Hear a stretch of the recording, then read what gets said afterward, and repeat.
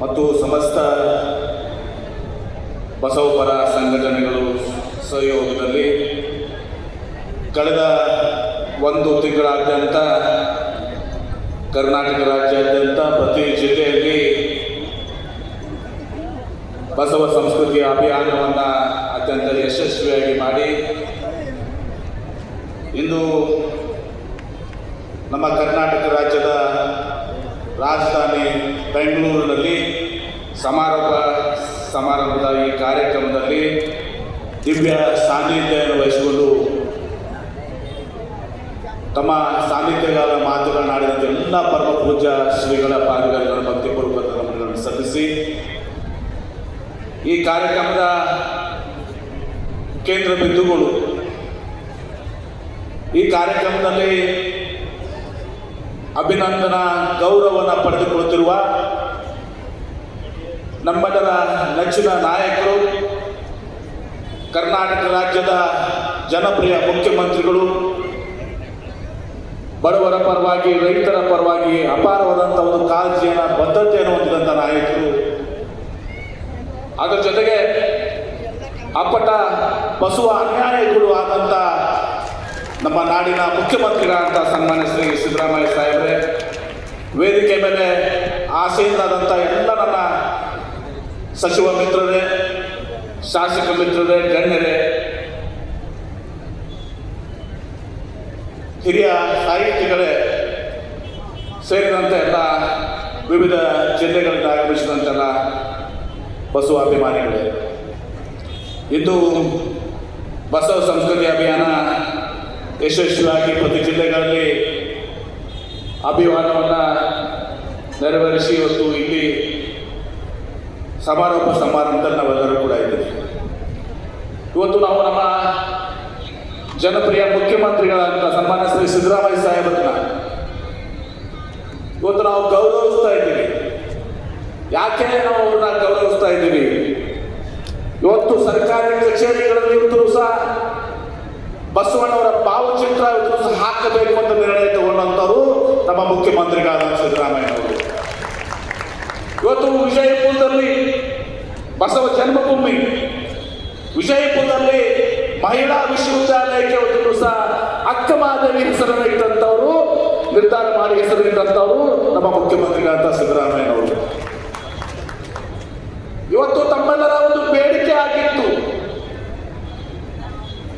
ಅಣ್ಣ ಬಸವಣ್ಣವರ ಅವರನ್ನ ಇವತ್ತು ಸಹ ಕರ್ನಾಟಕ ರಾಜ್ಯದ ಸಾಂಸ್ಕೃತಿಕ ನಾಯಕ ಅಂತ ಘೋಷಣೆ ಮಾಡಬೇಕು ಅಂತ ಹೇಳಿ ತಮ್ಮ ಮನವಿ ಪೂಜ್ಯರು ಎಲ್ಲರೂ ಕೂಡಿ ಹೋಗಿ ಅವ್ರನ್ನ ಭೇಟಿಯಾಗಿ ಕೊಟ್ಮೇಲೆ ಕೇವಲ ಒಂದು ವಾರದಲ್ಲಿ ಸಚಿವ ಸಂಪುಟದಲ್ಲಿ ಕರ್ನಾಟಕ ರಾಜ್ಯದ ಸಾಂಸ್ಕೃತಿಕ ನಾಯಕ ಅಣ್ಣ ಬಸವಣ್ಣನವರು ಅಂತ ಘೋಷಣೆ ಮಾಡಿದಂಥವ್ರು, ನಿರ್ಣಯ ತಗೊಂಡಂಥವ್ರು ನಮ್ಮ ನಾಯಕರಾದಂಥ ಮುಖ್ಯಮಂತ್ರಿ ಸಿದ್ದರಾಮಯ್ಯನವರು.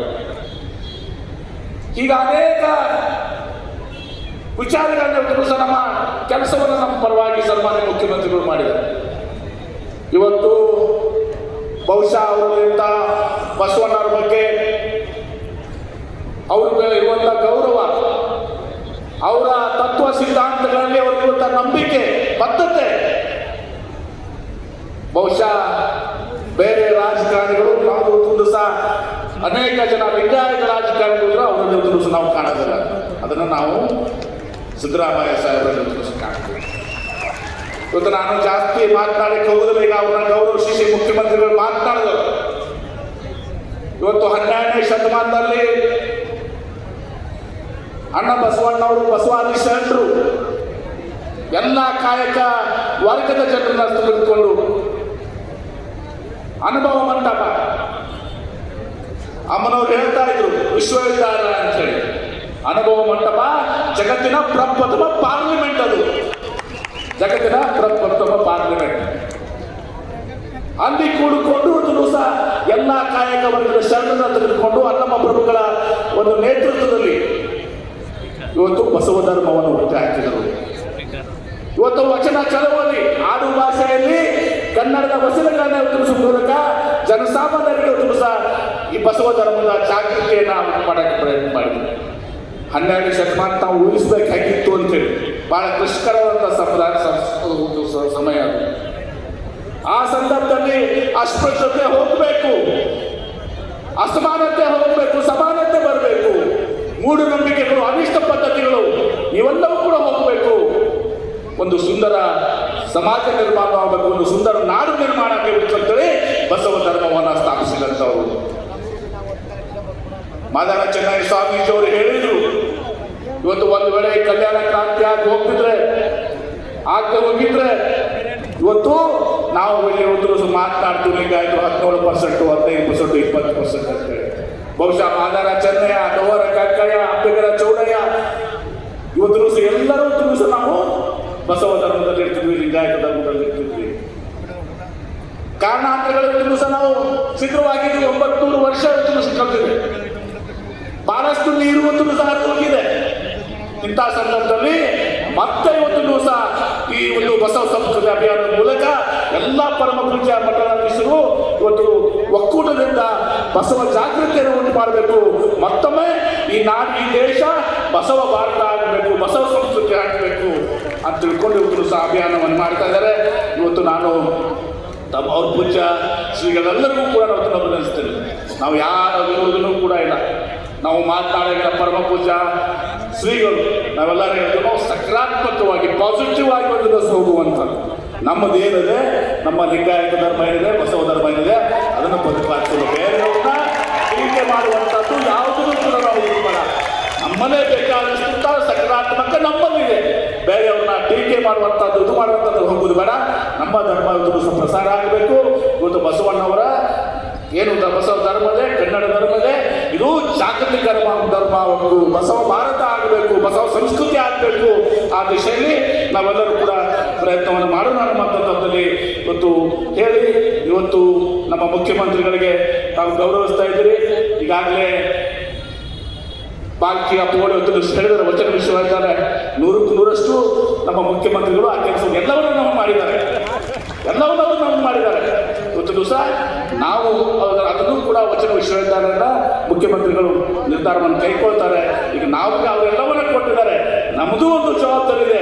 ನಾವು ಅವರಿಗೆ ಬಹಳಷ್ಟು ಕೊಡಬೇಕಾಗಿದೆ, ಅವರ ಋಣವನ್ನು ತೀರಿಸಬೇಕಾಗಿದೆ ಅನ್ನೋ ಮಾತನ್ನು ಕೂಡ ಈ ಸಂದರ್ಭದಲ್ಲಿ ಹೇಳಿ ಇವತ್ತು ಬಹಳ ಯಶಸ್ವಿಯಾಗಿ ಕಾರ್ಯಕ್ರಮ ಆಗಿದೆ. ಇವತ್ತು ಅನೇಕ ನಿರ್ಣಯಗಳನ್ನ ಕೂಡ ತಗೋತಾ ಇದ್ದೀವಿ. ಬಹಳ ಒಂದು ಒಳ್ಳೆಯ ನಿರ್ಣಯಗಳನ್ನ.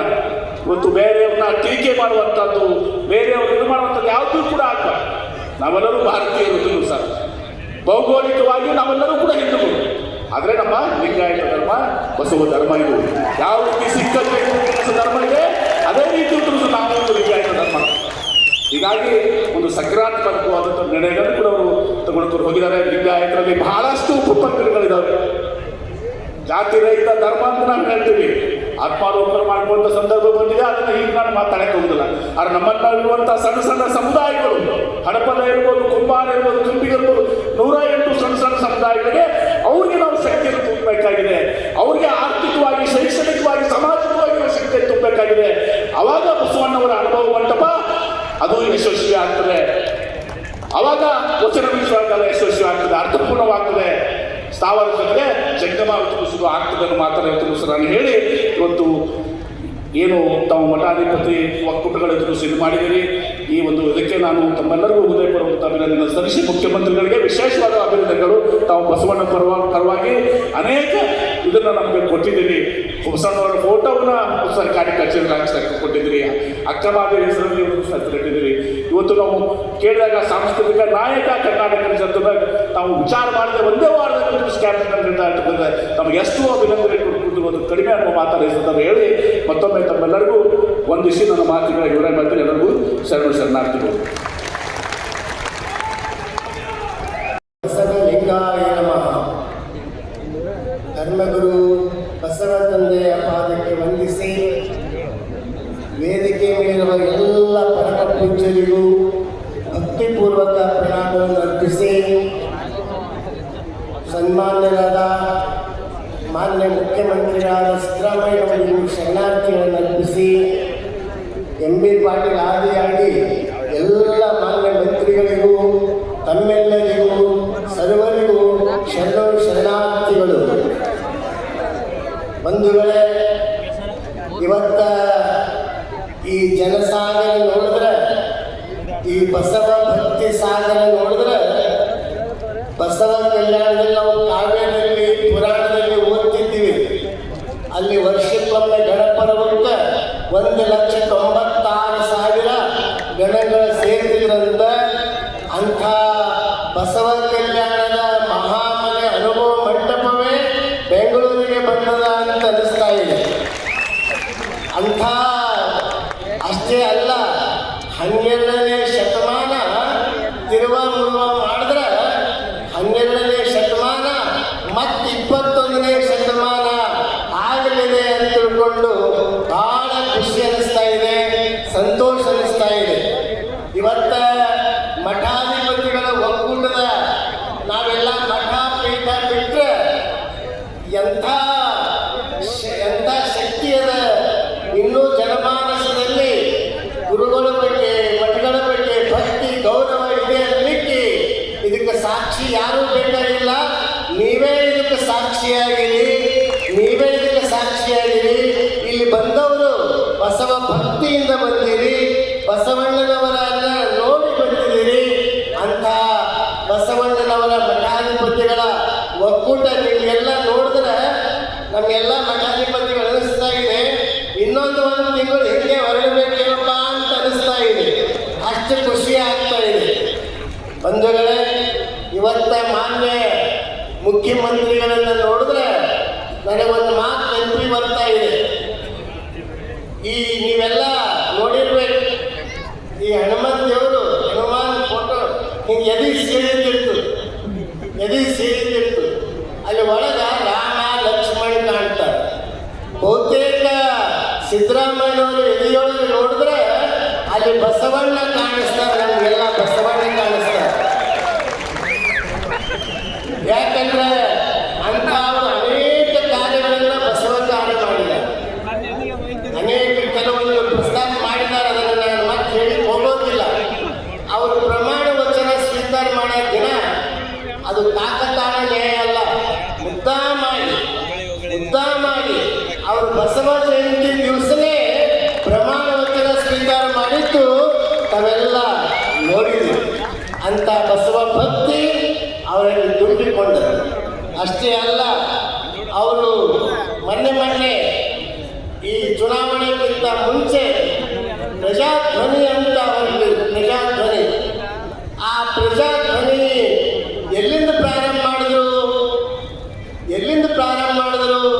ಅದು ಬೀದರ್ ಜಿಲ್ಲೆಯ ಬಸವ ಕಲ್ಯಾಣದ ಅನುಭವ ಮಂಟಪದಿಂದ ಪ್ರಾರಂಭ ಆಯ್ತದು. ಅನುಭವ ಮಂಟಪದಿಂದ ತಮಗೆ ನೆನಪ ಇದೆ. ಆ ದೃಷ್ಟಿಯಿಂದ ಅಲ್ಲಿ ಬಹುತೇಕ ಆ ಬಸವಣ್ಣನವರು ಅಲ್ಲಮ್ಮ ಪ್ರಭುದೇವರು ಅವ್ರಿಗೆ ಆಶೀರ್ವಾದ ಮಾಡೇ ಕಳಿಸ್ಯಾರ. ನೀವೇ ಮುಖ್ಯಮಂತ್ರಿ ಆಗ್ತೀರಿ ಹೋಗ್ರಿ ಅಂತ ಹೇಳಿ ಆಶೀರ್ವಾದ ಮಾಡೇ ಕಳಿಸ್ಯಾರ.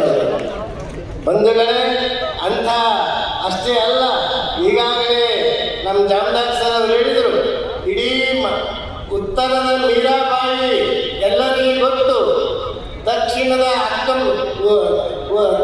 ಭಾರತದ ಅಕ್ಕ ಮಹಾದೇವಿ ಯಾರಿಗೂ ಪರಿಚಯ ಇಲ್ಲ. ಅದಕ್ಕೆ ಇವರು ಮಹಿಳಾ ವಿಶ್ವವಿದ್ಯಾಲಯದ ಹೆಸರು ಅಕ್ಕ ಮಹಾದೇವಿ ಮಹಿಳಾ ವಿಶ್ವವಿದ್ಯಾಲಯ ಹೆಸರಿಟ್ಟು ಅವರು ಅಜರಾಮರ ಆಗ್ಯದ. ಅಕ್ಕ ಮಹಾದೇವಿ ಕೀರ್ತಿಗೆ ಭಾಜನರಾಗಿದ್ದಾರೆ. ಇನ್ನೊಂದು ಮಾತು ಹೇಳ್ತೀನಿ, ಏನಂದ್ರೆ ಇವತ್ತ ಬಂಗಾರದ ಅಕ್ಷರಗಳನ್ನ ಬರೆದಿಡಬೇಕು, ಇತಿಹಾಸದಾಗ ಬಂಗಾರದ ಅಕ್ಷರಗಳನ್ನ ಬರೆದಿಡಬೇಕು. ಬಸವ ತತ್ವಕ್ಕೆ, ಬಸವ ಧರ್ಮಕ್ಕೆ, ಲಿಂಗಾಯತ ಸ್ವತಂತ್ರ ಮಾನ್ಯತೆಗೆ 12ನೇ ಶತಮಾನದ ನಂತರ 12ನೇ ಶತಮಾನದಲ್ಲಿ ಅನುಭವ ಮಂಟಪದಲ್ಲಿ ಮುದ್ರೆ ಬಿದ್ದಿತ್ತು. ಸ್ವತಂತ್ರ ಧರ್ಮ ಅಂತ. ಆ ನಂತರ ಅದೇ ವಚನ ಸಂವಿಧಾನದ ಮೂಲಕ ಸರ್ಕಾರ ನಡೆಸುತ್ತಿರುವಂಥ ಸಿದ್ದರಾಮಯ್ಯವರು ಸರ್ಕಾರದ ಮುದ್ರೆಯನ್ನ ಇದು ಬಸವಣ್ಣನ ಧರ್ಮ, ಅದು ಸ್ವತಂತ್ರ ಧರ್ಮ ಅಂತ ಮಾನ್ಯತೆ ಮುದ್ರೆ ಒತ್ತಿದವರು ಸಿದ್ದರಾಮಯ್ಯನವರು. ಬಹುತೇಕ ಬಸವಣ್ಣನವರ ಚರಿತ್ರೆ ಎಲ್ಲಿಯವರೆಗೆ ಇರ್ತದೆ ಅಲ್ಲಿಯವರೆಗೆ ಸಿದ್ದರಾಮಯ್ಯನವರ ಹೆಸರು ಅಜರಾಮರವಾಗಿರುತ್ತೆ.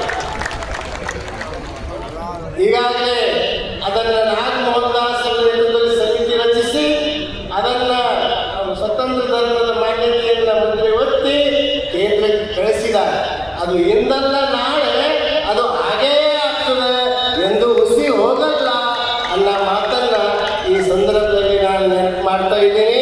ಬಂಧುಗಳೇ, ಹೆಚ್ಚು ವಿಷಯ ಹೇಳಂಗಿಲ್ಲ, ಸಮಯ ಬಹಳ ಕಡಿಮೆ ಇದೆ.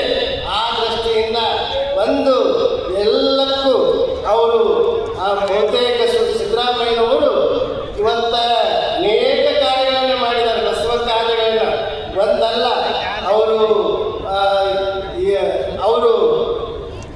ಈಗಾಗಲೇ ಜಾಮದಾರ್ ಸರ್ ಅನೇಕ ಅವರು ಕಾರ್ಯಗಳನ್ನು ಮಾಡಿ ಹೇಳಿದ್ದಾರೆ.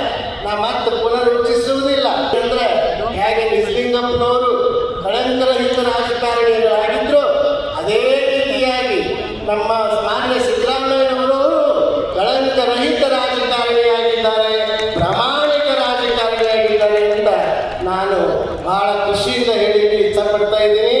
ಈ ಸಂದರ್ಭದಲ್ಲಿ ನಾನು ಅವರು ಹೋದ ವರ್ಷ ಸಿದ್ದರಾಮಯ್ಯನವರಿಗೆ ನೆನಪಿಡಬೇಕು.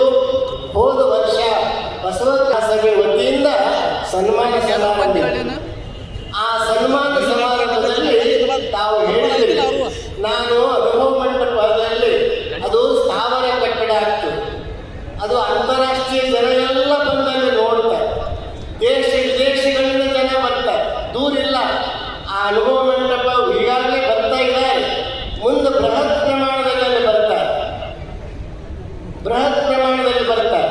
ಆ ಬೃಹತ್ ಪ್ರಮಾಣದಲ್ಲಿ ಬಂದಾಗ ಅಲ್ಲಿ ವಚನಗಳ ಅಧ್ಯಯನ ಮಾಡಲಿಕ್ಕೆ ಅನುಭವ ಮಂಟಪ ಅದು ಸ್ಥಾವರ, ಅದಕ್ಕೆ ಜಂಗಮತ್ವ ಪಡಿಬೇಕಾದ್ರೆ ಅಲ್ಲಿ ವಚನ ವಿಶ್ವವಿದ್ಯಾಲಯ ಆಗಬೇಕು ಅಂತ ನಾನು ಬೇಡಿಕೆ ಇಟ್ಟಿದ್ದೆ. ಅದನ್ನು ತಾವು ಏನು ಹೇಳಿದ್ರಿ, ಈ ವರ್ಷ ಇಲ್ಲ, ಮುಂದಿನ ವರ್ಷ ನಾನು ಖಂಡಿತ ಮಾಡ್ತೀನಿ ಅಂತ ತಾವು ಹೇಳಿದಿರಿ. ತಾವು ಅದನ್ನು ಎಂದು ಹೇಳಿದನ್ನ ತಾವು ಮಾಡೇ ಮಾಡ್ತೀರಿ ಅಂತ ನಮ್ಮೆಲ್ಲ ಗುರುಗಳಿಗೆ ವಿಶ್ವಾಸ, ನಂಬಿಕೆ ಅದ. ಆದ್ದರಿಂದ ಬಸವ ಕಲ್ಯಾಣದಲ್ಲಿ ವಚನ ವಿಶ್ವವಿದ್ಯಾಲಯ ಮಾಡಿದರೆ ಅದು ದೇಶ ವಿದೇಶ ಅಂತಾರಾಷ್ಟ್ರೀಯ ಮಟ್ಟದಲ್ಲಿ ಅದು ಬೆಳೀತದೆ. ತಾವು ವಚನ ವಿಶ್ವವಿದ್ಯಾಲಯ ಕೂಡಲೇ ಬಜೆಟ್ ಭಾಳ ಬೇಕಂತಲ್ಲ, ಗಂಗಾ ನದಿ ಹುಟ್ಟಾಗ ಸಾಣದೇ ಉಂಟು, ಭಾಳ ಸಾಣದಿತ್ತು, ಬರ್ತಾ ಬರ್ತಾ ಬರ್ತಾ ಬರ್ತಾ ಬೃಹತ್ ಆಯ್ತು. ತಾವು ಹೆಸರಿಟ್ಟರೆ ಸಾಕು, ಅದು ಮುಂದೆ ಬೆಳೆಯುವಾಗ ಬೆಳೀತದೆ, ಆಗ್ತದೆ. ಆದ್ದರಿಂದ ವಚನ ವಿಶ್ವವಿದ್ಯಾಲಯ ಅಂದರೆ ಹೆಂಗೆ ಜನಪದ ವಿಶ್ವವಿದ್ಯಾಲಯ ಇದೆ, ಸಂಸ್ಕೃತ ವಿಶ್ವವಿದ್ಯಾಲಯ ಇದೆ, ಮತ್ತು ಸಂಗೀತ ವಿಶ್ವವಿದ್ಯಾಲಯ ಇದೆ, ಅದೇ ಮಾದರಿಯಲ್ಲಿ ವಚನ ವಿಶ್ವವಿದ್ಯಾಲಯವನ್ನು ತಾವು ಮಾಡಬೇಕು, ಮಾಡ್ತೀನಿ ಅಂದಿದ್ದೀರಿ, ತಾವು ಮಾಡ್ತೀನಿ ಅಂತ ನಾವೆಲ್ಲ ನನ್ನ ಬಗ್ಗೆ ನಂಬಿಕೆ ಇದೆ. ಅಷ್ಟೇ ಅಲ್ಲ, ತಾವು ಅದು ಏನು ಎಲ್ಲ ವಿಶ್ವವಿದ್ಯಾಲಯದ ಅಫಿಲಿಯೇಷನ್ ಅದು ಏನೂ ಇರೋಂಗಿಲ್ಲ, ಅಲ್ಲಿ ಸಂಶೋಧನೆ, ಅಲ್ಲಿ ಚಿಂತನೆ, ಸಂಶೋಧನೆ ಅಲ್ಲಿ ನಡೀತದೆ. ಅದಕ್ಕೆ ವಚನ ವಿಶ್ವವಿದ್ಯಾಲಯ ತಾವು ಮಾಡೇ ಮಾಡ್ತೀರಿ ಅನ್ನುವಂಥ ನಂಬಿಕೆಯನ್ನು ನಾವು ಹೊಂದಿದ್ದೀವಿ. ತಾವು ವಚನ ವಿಶ್ವವಿದ್ಯಾಲಯ ಮಾಡಬೇಕು ಅಂತ ನಾನು ಕಳಕಳಿಯಿಂದ ಒಂದು ಮಾತನ್ನು ಕೇಳಿಕೊಂಡು, ತಾವು ವಚನ ವಿಶ್ವವಿದ್ಯಾಲಯ ಮಾಡಿದರೆ ಅದು ಇನ್ನೊಂದು ಇತಿಹಾಸ, ಹೊಸ ಇತಿಹಾಸ ಬರೆದಂತಾಗ್ತಾರೆ. ಸಾಂಸ್ಕೃತಿಕ ನಾಯಕ ಅಂತ ಬರೆದು ಇಡೀ ಭಾರತಕ್ಕೆ ಮಾದರಿ ತಾವಾಗಿದ್ದೀರಿ. ಅಷ್ಟೇ ಅಲ್ಲ, ಈ ವಚನ ವಿಶ್ವವಿದ್ಯಾಲಯವನ್ನು ಮಾಡಿದರೆ ಅದು ಶರಣರಿಗೆ ಹತ್ಯೆ ಆಗ್ಯದ, ಅವ್ರಿಗೆ ಕೊಲೆ ಮಾಡಿದ್ದಾರೆ. ರಾಜಶಾಹಿ ಪುರೋಹಿತಶಾಹಿಗಳೆಲ್ಲ ಶರಣರು ಕಲ್ಯಾಣದಲ್ಲಿ ಹತ್ಯಾಕಾಂಡ ಆಗ್ಯದ, ಹರಳೆಯ ಮುಂದುವರಿಸಿ ಎಡೆಹುಟ್ಟಿ ಶಿಕ್ಷೆ ಆಗ್ಯದ. ಅವ್ರ ರಕ್ತಕ್ಕೆ ಅವ್ರ ಬಲಿದಾನಕ್ಕೆ ಬೆಲೆ ಬರಬೇಕಾದ್ರೆ ಆ ವಚನ ವಿಶ್ವವಿದ್ಯಾಲಯ ಮಾಡಿ ಅವರ ಋಣವನ್ನು ನಾವು ತೀರಿಸಬೇಕು ಅಂತ ನಾನು ಕಳಕಳಿಯಿಂದ ಕೇಳಿಕೊಂಡು, ಬಂಧುಗಳೇ, ನಾನು ಹೆಚ್ಚು ವಿಷಯ ಹೇಳಂಗಿಲ್ಲ. ತಾವೆಲ್ಲ ಇದೇ ರೀತಿ ಬಸವ ಮಠಾಧಿಪತಿಗಳ ಒಕ್ಕೂಟ ಯಾವ ಜಿಲ್ಲೆಯಲ್ಲಿ ಹೋದ್ರೂ, ಯಾವ ನಗರದಲ್ಲಿ ಹೋದ್ರೂ ಉತ್ಸಾಹದಿಂದ, ಹುಮ್ಮಸ್ಸಿನಿಂದ ಯಾರ ಹೆಸರು ಹೇಳಬೇಕು, ಯಾರ ಹೆಸರು ಬಿಡಬೇಕು, ಎಲ್ಲ ಪ್ರತಿಯೊಂದು ಎಲ್ಲರಲ್ಲಿ ಅನೇಕ ಗುರುಗಳು ಆಯಾ ಜಿಲ್ಲೆಗಳಿಗೆ ಸ್ವಾಗತ ಮಾಡಿದ್ದಾರೆ, ಅನೇಕರು ಮಾಡಿದ್ದಾರೆ. ಅವರೆಲ್ಲರಿಗೂ ಅಭಿನಂದನೆಯನ್ನು ನಾನು ತಿಳಿಸ್ತೀನಿ. ಮತ್ತು ಈ ಎಲ್ಲ ವಿವಿಧ ಸಂಘಟನೆಗಳನ್ನು ಸಹಿತ ನಮಗೆಲ್ಲ ಸಂಘಟನೆಗಳು ಕೂಡಿಕೊಂಡು ಸ್ವಾಗತ ಮಾಡಿದ್ದಾರೆ. ಹಾಗೆ ಎಲ್ಲ ಜಿಲ್ಲೆದವರಿಗೆ ಅಭಿನಂದನೆಗಳನ್ನು ಸಲ್ಲಿಸಿ, ಇವತ್ತ ನಮ್ಮ ಪಾಟೀಲರು ಎಂ.ಬಿ. ಪಾಟೀಲರು, ನಮ್ಮ ಸಿದ್ದೇಶ್ವರಪ್ಪರು ಹೇಳ್ತೀವಿ, ಎಂ.ಬಿ. ಪಾಟೀಲರು ಬಿಜಾಪುರಕ್ಕೆ ಭಗೀರಥದ ಗಂಗೆಯನ್ನೇ ಹರಿಸಿದ್ದಾರೆ. ನೀರಂದ್ರೆ ಪಾಟೀಲರಂದ್ರೆ ನೀರು ಅನ್ನುವಂಥ ಮಾತನ್ನು ಹೋದಾಗ ಒಂದೊಂದು ಸಲ ನಾನು ಕೇಳಿನಿ. ಅಂಥ ಪಾಟೀಲರು ಇವತ್ತು ಬಸವ ನಿಷ್ಠೆಯಿಂದ ಅಷ್ಟೇ ಅಲ್ಲ, ಇನ್ನೊಂದು ಕನಕಟ್ಟಿಯವರನ್ನ ಶಾಶ್ವತವಾಗಿ ಉಳಿಸಿದವರು ಯಾರಾದರೂ ಇದ್ರೆ ಅವ್ರು ಎಂ.ಬಿ. ಪಾಟೀಲ್ರಂತ ನಾನು ಬಹಳ ಹೃತ್ಪೂರ್ವಕವಾಗಿ ಅವರಿಗೆ ಅಭಿನಂದನೆಗಳನ್ನು ಹೇಳ್ತೀನಿ. ಅಂತಹ ಪಾಟೀಲ್ರಿಗೂ ಮತ್ತು ಮಾನ್ಯ ಮುಖ್ಯಮಂತ್ರಿಗಳಿಗೂ ಶರಣಾರ್ಥಿಗಳನ್ನ ಹೇಳಿ ಮತ್ತೊಮ್ಮೆ ಎಲ್ಲರಿಗೂ ಶರಣಾರ್ಥಿಗಳನ್ನ ಹೇಳಿ ಮಾನ್ಯ ಮುಖ್ಯಮಂತ್ರಿಗಳು ವಚನ ವಿಶ್ವವಿದ್ಯಾಲಯ ಬಗ್ಗೆ ಅವರು ಅವಶ್ಯವಾಗಿ ಮಾಡ್ತಾರಂತ ನಾವೆಲ್ಲರೂ ನಂಬಿ ಎಲ್ಲ ಸಚಿವರು ಶಾಸಕರು ಇಲ್ಲಿ ಬಂದಿದ್ದಾರೆ. ಆ ಎಲ್ಲರಿಗೂ ನಾನು ಎಲ್ಲ ಮಠಾಧಿಪತಿಗಳ ಒಕ್ಕೂಟದಿಂದ ಅವರಿಗೆ ಅಭಿನಂದನೆಗಳನ್ನ ಹೇಳ್ತೀನಿ, ಧನ್ಯವಾದಗಳನ್ನ ಹೇಳ್ತೀನಿ. ಅದಕ್ಕೆ ಎಲ್ಲ ಪರಮ ಪೂಜ್ಯರು ಬಹುತೇಕ ಇತಿಹಾಸದಲ್ಲಿ ಇವತ್ತಿನ ಮಠಾಧಿಪತಿಗಳ ಸಂಖ್ಯೆ ನೋಡಿದ್ರೆ ಈ ಶತಮಾನದ ವೈಶಿಷ್ಟ್ಯ ಏನಾದರೂ ಇದ್ರೆ ಅದು ಮಠಾಧಿಪತಿಗಳ ಸಮಾಗಮ ಅಂತ ನಾನು ಹೇಳಲಿಕ್ಕೆ ಇಷ್ಟಪಡ್ತಾ ಇದ್ದೀನಿ. ಬಹುತೇಕ ಯಾವ ವೇದಿಕೆ ಮೇಲೂ ಇಷ್ಟೊಂದು ಬೃಹತ್ ಪ್ರಮಾಣದಲ್ಲಿ ಮಠಾಧಿಪತಿಗಳನ್ನ ನಾನಂತೂ ನನ್ನ ಜೀವನದಾಗ ಕಂಡಿಲ್ಲ. ಅದು ಮೊಟ್ಟ ಮೊದಲು ಈ ಬೆಂಗಳೂರು ಮಹಾನಗರದಲ್ಲಿ ಈ ಮಠಾಧಿಪತಿಗಳ ಒಕ್ಕೂಟದ ಸಮಾರಂಭದಲ್ಲಿ ಇಷ್ಟೊಂದು ಬೃಹತ್ ಸಂಖ್ಯೆಯಲ್ಲಿ ಎಲ್ಲ ಪೀಠದ ಬಸವಣ್ಣನವ್ರು ಹೆಂಗ ಇವನಾರ ಅಂಬೇಗರ ಚೌಡಯ್ಯ ಹಡಪದ ಅಪ್ಪಣ್ಣ ಎಲ್ಲ ಹೆಂಗೆ ಹಿಂಬಿಟ್ಕೊಂಡು ಹೋಗಿರೋ ಎಲ್ಲರೂ ಮಠಾಧಿಪತಿಗಳಿಗೆ ಸೇರಿದ್ದಾರೆ. ಅವರೆಲ್ಲರಿಗೂ ನಾನು ಶರಣಾರ್ಥಿಗಳನ್ನ ಹೇಳಿ ಅಭಿನಂದನೆಗಳನ್ನು ಹೇಳಿ ನಾನು 4 ಮಾತುಗಳನ್ನು ಮುಕ್ತಾಯ ಮಾಡ್ತೀನಿ. ಎಲ್ಲರಿಗೂ ಶರಣಾರ್ಥಿಗಳು. ಆಶೀರ್ವಚನವನ್ನು ದಯಪಾಲಿಸಿದ ಭಾಲ್ಕಿಯ ಪರಮ ಪೂಜ್ಯರಿಗೆ ಶರಣಾರ್ಥಿಗಳನ್ನು ಹೇಳ್ತಾರೆ. ಭಾಳ ಮುಖ್ಯ ಘಟ್ಟದಲ್ಲಿ ನಾವಿದ್ದೇವೆ. ಈಗ ಭಾಲ್ಕಿ ಅಪ್ಪವರು ಒಂದು ಮಾತನ್ನು ಹೇಳಿದರು. ಯಾರು ಈ ನೆಲದಲ್ಲಿ ನಿಜವಾಗಿರುವಂಥ ಅದ್ಭುತ ಮಹಾಕಾರ್ಯ ಮಾಡಿ ಬಸವ ಭಕ್ತಿಯನ್ನು ಬೆಳೆಸಿದವರು ಯಾರು ಅನ್ನೋದನ್ನು ತಮ್ಮ ಗಮನಕ್ಕೆ ತಂದರು. ನಾವು ಅಭಿಮಾನ ಪಡಬೇಕು. ಲಕ್ಷ ಜನ ಎಂತೆಂಥವ್ರು ಇರೋದು ಮುಖ್ಯ, ಕೇವಲ 3 ಜನ ತೀರೋದಾತ ಇರುವಂಥ ಶರಣ ಶಕ್ತಿ ಸಾಕು ಅನ್ನುವಂಥ ಶರಣ ಚೇತನ ಮಾತುಗಳು ಹೇಳಿದ ಹಾಗೆ ಈ ನಾಡಿನಲ್ಲಿ ನೀರಾವರಿಗಾಗಿ ಅಭಿವೃದ್ಧಿಗಾಗಿ ಮನಗಳಲ್ಲಿ ಬಸವಣ್ಣನನ್ನೇ ತುಂಬಿಕೊಂಡಿರುವಂಥ ಒಬ್ಬ ಅಪರೂಪದ ಜನಪ್ರತಿನಿಧಿ ಯಾರಾದರೂ ಇದ್ರೆ ಅದು ನಿಮ್ಮಾಗಿಂದ ಹೇಳಬೇಕು. ಯಾರವರು ನಿಜವಾಗ್ಲೂ ಡಾಕ್ಟರ್ ಎಂ.ಬಿ. ಪಾಟೀಲ್ ಅವರು ನಮ್ಮ ನಿಜವಾಗ್ಲೂ ದೊಡ್ಡ ಶಕ್ತಿಯಾಗಿ ಲಿಂಗಾಯತ ಕ್ರಾಂತಿಗೆ ಜೋರು ಚಪ್ಪಾಳೆ ತಟ್ಟೋದ್ರ ಮೂಲಕ ಸ್ವಾಗತಿಸೋಣ. ಇಂಥ ಅನೇಕ ಯೋಜನೆಗಳಿಗೆ ಸೇವೆಗಳಿಗೆ ನಮಗೆ ಧೀಶಕ್ತಿಯಾಗಿ ನಿಂತಿದ್ದಾರೆ ಮಠಾಧಿಪತಿಗಳಿಗೆ ಹಾಗೂ ಸಮಾಜಮುಖಿ ಕೈಂಕರ್ಯಗಳಿಗೆ. ಅಂತ ಒಂದು ದಾಸೋಹ ಮೂರ್ತಿ, ಸೇವಾ ಕೀರ್ತಿ, ಬಸವ ಭಕ್ತರ ಅಖಂಡರ ಧಿರೋದಾತ್ತ ಶಕ್ತಿಯಾಗಿರುವಂಥ ಡಾಕ್ಟರ್ ಎಂ.ಬಿ. ಪಾಟೀಲ್ ಅವರು ನಮ್ಮನ್ನೆಲ್ಲ ಉದ್ದೇಶಿಸಿ ತಮ್ಮ ನುಡಿಗಳನ್ನು ಹಂಚ್ಕೋಬೇಕು ಹಾಗೆ ಅಂತ ಹೇಳಿ ನಾನು ಕೇಳ್ಕೊಳ್ತೇನೆ. ಕೆಲವು ನಿಮಿಷಗಳು ತಾವು ನಮ್ಮೊಟ್ಟಿಗೆ ತಮ್ಮ ಮಾತುಗಳನ್ನು ಹಂಚ್ಕೋಬೇಕು. ಅದುವೇ ಬಸವಣ್ಣವರನ್ನ ಸಾಂಸ್ಕೃತಿಕ ನಾಯಕರಿಗೆ ಈ ದೃಷ್ಟಿಯಲ್ಲಿ ಇಡೀ ಭಾರತ ದೇಶದಲ್ಲಿರ್ತಕ್ಕಂಥ ಯಾವುದೇ ಮಹಾತ್ಮರು, ಯಾವುದೇ ಸಾಧುಗಳು, ಯಾವುದೇ ಸಂತರು ಕಾಯಕದ ಬಗ್ಗೆ ಯಾವುದೇ ಸಹ ಹೇಳಿರಲಿಲ್ಲ. ಮಾನವೀಯತೆ ಬರಬೇಕಂದ್ರೆ ಮೊದಲು ಒಟ್ಟಿಗೆ ಅನ್ನ ಬೇಕು. ಆ ಒಟ್ಟಿಗೆ ಅನ್ನ ಬೇಕಪ್ಪ ಕಾಯಕ ಬೇಕು. ಆ ಕಾಯಕ ತತ್ವವನ್ನು ಕೊಟ್ಟಿರ್ತಕ್ಕಂಥ ನಮ್ಮ ದೇಶದ ಮೊದಲ ಮಹಾನುಭಾವರು ಅಪ್ಪ ಬಸವಣ್ಣವರು. ಆ ದೃಷ್ಟಿಯಲ್ಲಿ ನಮ್ಮ ಮುಖ್ಯಮಂತ್ರಿಗಳು ಕರ್ನಾಟಕದಲ್ಲಿ ಸಾಂಸ್ಕೃತಿಕ ನಾಯಕ ಬಸವಣ್ಣ ಘೋಷಣೆ ಮಾಡಿ ಬಸವಣ್ಣ ತತ್ವಕ್ಕೆ ರಾಜಮನ್ನಣೆ ಕೊಟ್ಟಿದೆ.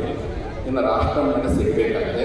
ಆ ಉದ್ದೇಶಕ್ಕೋಸ್ಕರವಾಗಿ ಕರ್ನಾಟಕ ಸರ್ಕಾರ ಕೇಂದ್ರ ಸರ್ಕಾರಕ್ಕೆ ಶಿಫಾರಸು ಮಾಡಿ ಬಸವಣ್ಣವರನ್ನು ಭಾರತದ ಕಾಯಕದ ಗುರು ಎನ್ನುವಂಥ ಘೋಷಣೆ ಮಾಡುವ ತಿಂಗಳೊಳಗೆ ತಮ್ಮದೇ ಸರ್ಕಾರದಿಂದ ಶಿಫಾರಸು ಮಾಡಬೇಕು ಅಂತ ಮನವಿಯನ್ನು ಮಾಡಿಕೊಳ್ತಾ, ಇದರ ಜೊತೆ ಬಹು ವರ್ಷಗಳ ಬಸವ ಭಕ್ತರ ಒಂದು ಬಯಕೆಯಾಗಿತ್ತು. ಬಸವಣ್ಣವರು ಅಂತಂದರೆ ಉತ್ತರದ ಬಸವಣ್ಣ ಅಂತಂದರೆ ಬಾಬಾ ಸಾಹೇಬ್ ಅಂಬೇಡ್ಕರ್, ದಕ್ಷಿಣದ ಅಂಬೇಡ್ಕರ್ ಅಂದರೆ ವಿಶ್ವಗುರು ಬಸವಣ್ಣ. ಹಾಗಾಗಿ ನಮ್ಮೆಲ್ಲರ ಬಸವ ಭಕ್ತರ ಕೋರಿಕೆ ಇದೆ. ಅದು ಸುಮಾರು ದಶಕಗಳ ಹೋರಾಟ. ಆ ಹಿನ್ನೆಲೆಯವರೆಗೆ ಗುಲ್ಬರ್ಗದಲ್ಲಿರ್ತಕ್ಕಂಥ ಕೇಂದ್ರೀಯ ವಿಶ್ವವಿದ್ಯಾಲಯಕ್ಕೆ ಮತ್ತು ಗುಲ್ಬರ್ಗದಲ್ಲಿರ್ತಕ್ಕಂಥ ಯೂನಿವರ್ಸಿಟಿ ಈಗಾಗಲೇ ಇಡೀ ಮಂತ್ರಿಮಂಡಲ ಬಸವಣ್ಣವರನ್ನು ಎಂದೂ ಸಹ ಜಾತಿಯನ್ನು ನೋಡಿಲ್ಲ, ಅಂಬೇಡ್ಕರ್ನೂ ನಾವೆಲ್ಲ ಜಾತಿ ನೋಡಿಲ್ಲ. ಹಾಗಾಗಿ ಆ ಒಂದು ಕೇಂದ್ರೀಯ ವಿಶ್ವವಿದ್ಯಾಲಯಕ್ಕೆ ಮತ್ತು ಗುಲ್ಬರ್ಗದ ವಿಶ್ವವಿದ್ಯಾಲಯಕ್ಕೆ ಬಾಬಾ ಸಾಹೇಬ್ ಅಂಬೇಡ್ಕರ್ ಮತ್ತು ಬಸವಣ್ಣನ ಹೆಸರನ್ನು ನಾಮಕರಣ ಮಾಡೋದ್ರ ಮೂಲಕವಾಗಿ ಅವರಿಬ್ಬರು ಬೇರೆ ಇಲ್ಲ. ಒಬ್ಬರು ವಚನ ವಿಧಾನ ಕೊಟ್ಟವರು, ಒಬ್ಬರು ಸಂವಿಧಾನ ಕೊಟ್ಟವರು ಎನ್ನುವುದನ್ನು ಆ ಇನ್ನು ಗಟ್ಟಿ ತಿರುವಂಥ ಪ್ರಯತ್ನ ನೀವೇ ಮಾಡೋದು ಬಿಟ್ಟರೆ ಬೇರೆ ಯಾಕೆ ಮಾಡಲಿಕ್ಕೆ ಸಾಧ್ಯವಿಲ್ಲ ಎನ್ನುವಂಥ ಮಾತನ್ನು ಈ ಸಂದರ್ಭ ಸಂದರ್ಭದಲ್ಲಿ ಮತ್ತೆ ಬೇಡಿಕೆ ಇಚ್ಛೆಪಡ್ತೀನಿ. ಈ ಒಂದು ಬಸವ ಚಳವಳಿ ಅದು ಎಂದಕ್ಕೂ ಸೋಲು ಆಗೋಲ್ಲ, ಗೆಲುವಾಗಕ್ಕೆ ಸಾಧ್ಯ. ಇದು ನಿರಂತರ, ಯಾವುದೇ ಒಂದು ಚಳವಳಿಗೆ ಸೋಲು ಮತ್ತು ಗೆಲುವು ನಿರಂತರ. ಬಸವಣ್ಣನ ಚಳವಳಿ ಈ ಸೂರ್ಯಚಂದ್ರ ಇರೋ ನಿರಂತರವಾಗಿ ಚಳವಳಿ ಶುರುವಾಗುತ್ತೆ. ಆ ಚಳವಳಿ ಮೂಲಕವಾಗಿ ಸತ್ಯದ ಅನ್ವೇಷಣೆ ಮಾಡಬೇಕಾಗುತ್ತೆ. ಆ ಚಳವಳಿ ಅಂತಂದರೆ ಸಭೆಗಳು ಮಾಡುವಂಥದ್ದು, ಸಮಾರಂಭಗಳು ಮಾಡುವಂಥದ್ದು, ಹಾಡು ಹೇಳುವಂಥದ್ದು ಇಷ್ಟಕ್ಕೆ ಸೀಮಿತವಾದರೆ ಚಳವಳಿ ಸಾರ್ಥಕಗೊಳ್ಳೋದಿಲ್ಲ. ಅಂದು ಬಸವಣ್ಣವರು ಅಗ್ರಹಾರದಲ್ಲಿ ತಿಳ್ಕೊಂಡಿದ್ರೆ ಅದು ಚಳವಳಿ ಆಗ್ತದೆ. ಅಗ್ರಹಾರಕ್ಕಂಥ ಸ್ತ್ರೀ ಶೋಷಣೆಯನ್ನು ಬಿಟ್ಟು ಹೊರಗಡೆ ಬಂದು ಬೀದಿಗೆ ಇಳಿದ ಮೇಲೆ ಚಳವಳಿ ಶುರುವಾಯಿತು. ಕೂಡಲ ಸಂಗಮಕ್ಕೆ ಬಂದು ಅಲ್ಲಿರ್ತಕ್ಕಂತಹ ಶೈವರ ಉತ್ಪನ್ನತಕ್ಕಂಥ ಅಸಮಾನತೆ ವಿರುದ್ಧವಾಗಿ ಬೀದಿಗೆ ಬಂದು ಹೋರಾಟ ಮಾಡಲು ಚಳವಳಿ ಶುರುವಾಯಿತು. ಕಲ್ಯಾಣದಲ್ಲಿ ಇದ್ದಂತಹ ಪ್ರಭುತ್ವದ ವಿರುದ್ಧವಾಗಿ ಬಸವಣ್ಣವರು ಅರಮನೆ ಬಿಟ್ಟು ಬೀದಿಗೆ ಬಂದು ಹೋರಾಟ ಮಾಡಿದಾಗ ಚಳವಳಿ ಶುರುವಾಯಿತು.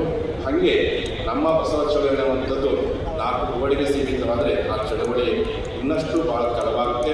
ಆ ಚಳವಳಿ ಹೊರಗಡೆ ಬರಬೇಕಪ್ಪ ಅಂದರೆ ಹೆಂಗೆ ಶರಣರು ಬೀದಿಗೆ ಬಂದರು, ಹೆಂಗೆ ಬಸವಣ್ಣವರು ಬೀದಿಗೆ ಬಂದರು, ಬೀದಿಗೆ ಬಂದು ಬಯಲಾಗಿರ್ತಕ್ಕಂಥ ಸಮಾಜವನ್ನು ಕಟ್ಕೊಂಡು ಕೆಲಸ ಮಾಡಿದ್ರೆ ಮಾತ್ರ ನಮ್ಮ ಚಳವಳಿಗೆ ನಿಜವಾಗಿರ್ತಕ್ಕಂಥ ಅರ್ಥ ಸಿಗುತ್ತೆ, ನಿಜವಾಗಿರ್ತಕ್ಕಂಥ ನಮ್ಮ ಹಕ್ಕುಗಳ ಪಡ್ಕೊಳ್ಳಿಕ್ಕೆ ಸಾಧ್ಯವಿದೆ.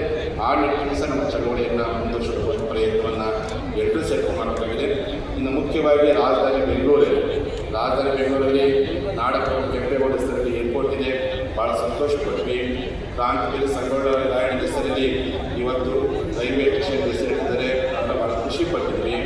ಆದರೆ ಅವರೆಲ್ಲರಿಗೂ ಭಾಳ ದೊಡ್ಡ ಆದರ್ಶವಾಗಿರ್ತಕ್ಕಂಥ ಬಸವಣ್ಣ ನೆನಪಿಸುವಂಥ ಯಾವುದೇ ರೀತಿಯಲ್ಲಿರ್ತಕ್ಕಂಥ ಒಂದು ಸ್ಮಾರಕಗಳು ಬೆಂಗಳೂರು ಮಹಾನಗರದಲ್ಲಿಲ್ಲ. ಆ ಹಿನ್ನೆಲೆಯಲ್ಲಿ ಈ ಭಾಗದ ಜನರ ಬಯಕೆ, ಇಲ್ಲಿರ್ತಕ್ಕಂಥ ವಿದ್ಯಾರ್ಥಿ ಯುವಜನರ ಬಯಕೆ ಮತ್ತು ನಮ್ಮ ಮೆಟ್ರೋ ಎನ್ನುವಂಥ ಒಂದು ಟ್ರೈನ್ ಇದೆ, ಆ ಟ್ರೈನಿಗೆ ಬಸವ ಎನ್ನುವಂಥ ಹೆಸರು ನಾಮಕರಣ ಮಾಡಿದರೆ ಬೆಂಗಳೂರಿನಲ್ಲಿ ಸಹ ಬಸವ ಭಕ್ತರನ್ನ ಹೆಸರು ಹೇಳ್ಕೊಳ್ಳಿಕ್ಕೆ ಬಸವ ಕಲ್ಯಾಣದಲ್ಲಿ ವಿಶ್ವವಿದ್ಯಾಲಯ ಮಾಡಿ ದೊಡ್ಡ ಮಾಡ್ತಾರೆ, ಕೂಡಲ ಸಂಘದಲ್ಲಿ ವಿಶ್ವವಿದ್ಯಾಲಯ ಮಾಡಿ ದೊಡ್ಡ ಮಾಡ್ತಾರೆ. ನಮ್ಮ ಎಂ ಬಿ ಪಾಟೀಲ್ ಲಕ್ಷ್ಮೀ ಪಾಟೀಲ್ ಕೂಡಿ ಗುಲ್ಬರ್ಗದಲ್ಲಿ ಒಂದು ವಚನ ಚಿಂತನೆ ಮಂಟಪ ಮಾಡ್ತಾರೆ, ಅದು ದೊಡ್ಡ ಮಾಡ್ತಾರೆ. ಅಲ್ಲೆಲ್ಲೇ ಬಸವಣ್ಣ ಪರಿಚಯ ಇದ್ದಾರೆ. ಆದರೆ ರಾಜಧಾನಿಗೆ ಲಕ್ಷಾಂತರ ಜನ ಬರ್ತಾರೆ, ಅಬ್ರಾಡ್ಪೇಟೆಯಿಂದ ವಿಜ್ಞಾನಿಗಳು ಬರ್ತಾರೆ, ತಂತ್ರಜ್ಞಾನಿಗಳು ಬರ್ತಾರೆ. ಹಿಂದೆ ಸಿದ್ದರಾಮಯ್ಯನವರು ಅಂಬೇಡ್ಕರ್ ಹೆಸರಿನ ಇಲ್ಲಿರ್ತಕ್ಕಂಥ ಎಕನಾಮಿಕ್ ಯೂನಿವರ್ಸಿಟಿ ಹೆಸರಿಟ್ಟು ಭಾಳ ಖುಷಿಪಟ್ಟು. ಆ ನಿಟ್ಟಿನಲ್ಲಿ ಈ ಭಾಗದ ಜನರಿಗೆ ಬಸವಣ್ಣವರ ಪರಿಚಯ ಆಗೋದ್ರೊಳಗೆ ಬಸವಣ್ಣ ಎಲ್ಲರಿಗಾಗಿ ಬಸವ ಎನ್ನುವಂಥ ಒಂದು ತತ್ವ ಇದ್ದರೆ ಕೇವಲ ಹಿಂದುಳಿದ ದಲಿತ ಮಠಾಧೀಶರು ಲಿಂಗಾಯತ ಒಳಪಂಗಗಳು ಮಾತ್ರ ಒಂದಾಗಲು ಸಾಧ್ಯ ಇಲ್ಲ. ಬಸವ ಎನ್ನುವಂಥ ಒಂದು ಶಕ್ತಿ ಇದೆ, ಇಡೀ ದೇಶದಕ್ಕಂಥ ಎಲ್ಲ ಸಮುದಾಯದ ಒಂದಾಗಕ್ಕೆ ಸಾಧ್ಯವಿದೆ. ಆ ಕಾರಣಕ್ಕೋಸ್ಕರವಾಗಿ ಅಂಥ ಒಂದು ಇತಿಹಾಸವನ್ನು ನಿಲ್ಲಿಸಿ ಕೆಲಸಕ್ಕೆ ಮತ್ತಷ್ಟು ನಮ್ಮ ರಾಜ್ಯ ಸರ್ಕಾರ ಮುಂದಾಗಲಿ ಅಂತ ಮಾತನಾಡಿ ಸಭೆಗೆ ತಿಳಿಸಿದ ಅವತ್ತು ಬುದ್ಧನ ಚಳವಳಿಗೆ ಅಶೋಕ ಶಕ್ತಿ ಕೊಟ್ಟಿದ್ದರು.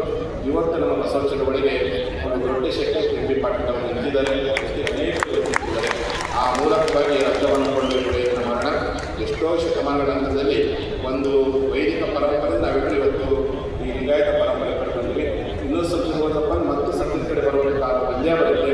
ಅಂಥ ಕಾಲಕ್ಕೆ ನಾವು ಕೂಡೋಣ ಅಂತ ಮಾತು ಹೇಳ್ತಾ ಅಂಥ ಎಲ್ಲ ಕಾಲಗಳಿಗೆ ಮುಖ್ಯಮಂತ್ರಿಗಳು ನಾನು ಆಡಳಿತ ಸಂದರ್ಭದಲ್ಲಿ ಆರಿಸಿ 2 ಮಾರ್ಕ್ ವಿಶ್ಲೇಷ ಜೈ ಬಸವೇಶ್ವರ ಭಾಗ ಪೂಜೆಗೆ ಮಂದಿರದಲ್ಲಿ ಸ್ಮರಿಸಿ ವೇದಿಕೆಯಲ್ಲಿರುವ ಎಲ್ಲ ಪರಮ ಪೂಜ್ಯರಿಗೆ ಪ್ರಣಾಮಗಳನ್ನು ಸಲ್ಲಿಸಿ, ಅನೇಕರಿಗೆ ಅನುಮಾನ ಇತ್ತು ಮುಖ್ಯಮಂತ್ರಿಗಳು ಬರ್ತಾರೋ ಇಲ್ವೋ, ಆ ಅನುಮಾನಕ್ಕೆ ಏನು ಕಾರಣ ಅಂತ ನಿಮ್ಗೆ ಗೊತ್ತಿದೆ, ಪಿಚ್ ಹೇಳಕ್ಕೆ ಹೋಗಲ್ಲ. ಆದರೆ ಮುಖ್ಯಮಂತ್ರಿಗಳು ಮತ್ತೊಬ್ಬರ ಮಾತಾಗೆ ಕಿವಿ ಜೋಡಿಸುವಂಥವ್ರಲ್ಲ. ನಿಜವಾದ ಬಸವ ಭಕ್ತಿಯನ್ನು ಇಟ್ಕೊಂಡು ಬಸವಣ್ಣನವರ ಕೆಲಸವನ್ನು ಮಾಡ್ತಾ ಬಂದಂಥವರು.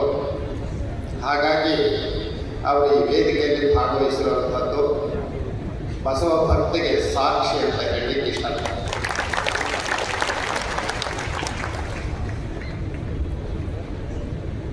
ನಮಗೊಂದು ಸಬ್ಜೆಕ್ಟ್ ಕೊಟ್ಟಿದ್ದಾರೆ ನಮ್ಮ ಅತಿನಿ ಸ್ವಾಮೀಜಿ, ಸಾಂಸ್ಕೃತಿಕ ನಾಯಕ ಬಸವಣ್ಣನವರು. ನಾವು ಸಾಮಾನ್ಯವಾಗಿ ಬರ್ಕೊಂಡು ಓದೋದು ತುಂಬ ಕಷ್ಟ, ಆದರೆ ಇವತ್ತು ಅನಿವಾರ್ಯವಾಗಿ ಬರ್ಕೊಂಡು ಓದ್ತಾ ಇದ್ದೀವಿ. ಗುರುಲಿಂಗ ಜಂಗಮಕ್ಕೆ ಆಧಾರ ಬಸವಣ್ಣ, ಪಾದೋದಕ ಪ್ರಸಾದಕ್ಕೆ ಆಧಾರ ಬಸವಣ್ಣ, ಸರ್ವಾಪತ್ತಿಗೆ ಆಧಾರ ಬಸವಣ್ಣ, ಸ್ವರ್ಗ ಮರ್ತ್ಯ ಪಾತಾಳಕ್ಕೆ ಬಸವಣ್ಣನ ಚೈತನ್ಯವಿಲ್ಲದಿಲ್ಲ. ಆ ಬಸವಣ್ಣನ ಶ್ರೀಪಾದಕ್ಕೆ ನಮೋ ನಮೋ ಎನ್ನುತ್ತಿದ್ದಾತ ಅಂಬಿಗರ ಚೌಧರಿ. ಜಗತ್ತಿನಲ್ಲಿ ಸಾಹಿತ್ಯಿಕ, ಧಾರ್ಮಿಕ, ರಾಜಕೀಯ, ಸಾಮಾಜಿಕ ಹೀಗೆ ವಿವಿಧ ವರ್ಗದ ನಾಯಕರನ್ನು ನೋಡುತ್ತಾ ಬಂದಿದ್ದೇವೆ.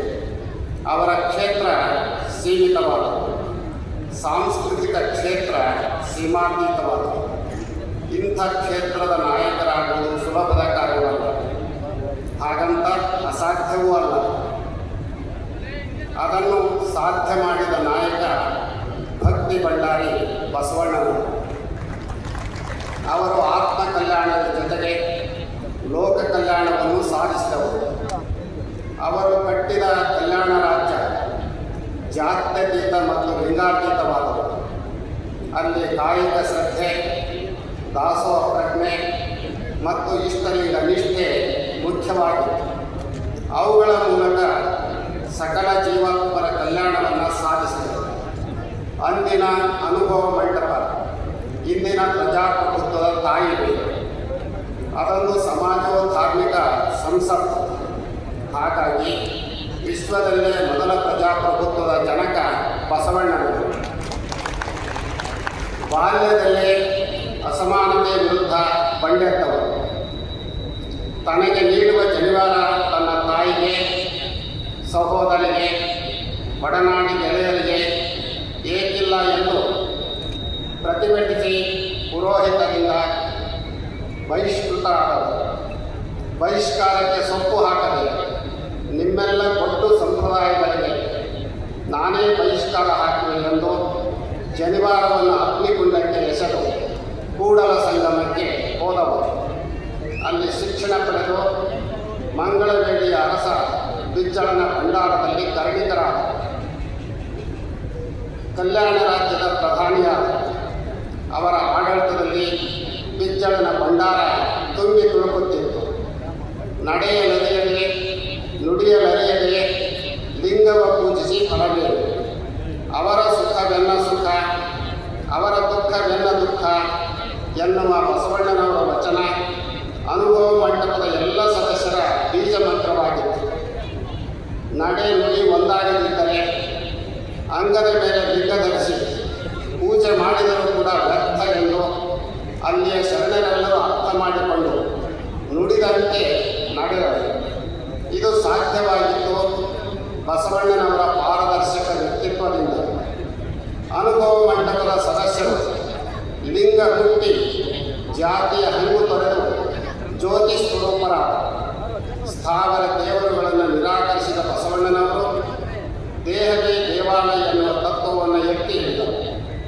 ದೇವರ ಕುರುಹಾಗಿ ಇಷ್ಟಲಿಂಗವನ್ನು ಪ್ರತಿಯೊಬ್ಬರೂ ಧರಿಸಿ ತಮ್ಮ ದೇವರನ್ನು ತಾವೇ ಮುಟ್ಟಿ ಪೂಜಿಸುವ ಅವಕಾಶವನ್ನು ಕಲ್ಪಿಸಿಕೊಟ್ಟರು.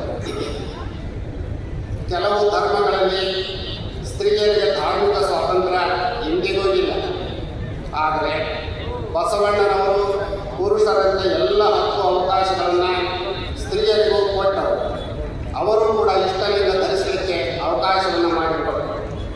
ಎಲ್ಲರೊಳಗೆ ತಾವೊಬ್ಬರು ಎನ್ನುವುದನ್ನು ತೋರಿಸಿದಂಥ ಬಸವಣ್ಣವರು ಎನಗಿಂತ ಕಿರಿಯರಿಲ್ಲ, ಶಿವಭಕ್ತರಿಗಿಂತ ಹಿರಿಯರಿಲ್ಲ ಎನ್ನುವ ಮೂಲಕ ಎಲ್ಲ ವರ್ಗದ ಜನರ ಪ್ರೀತಿ ಗೌರವ ಗಳಿಸಿ ಸಮಾಜದ ಕನಸನ್ನು ನನಸು ಮಾಡಿದರು.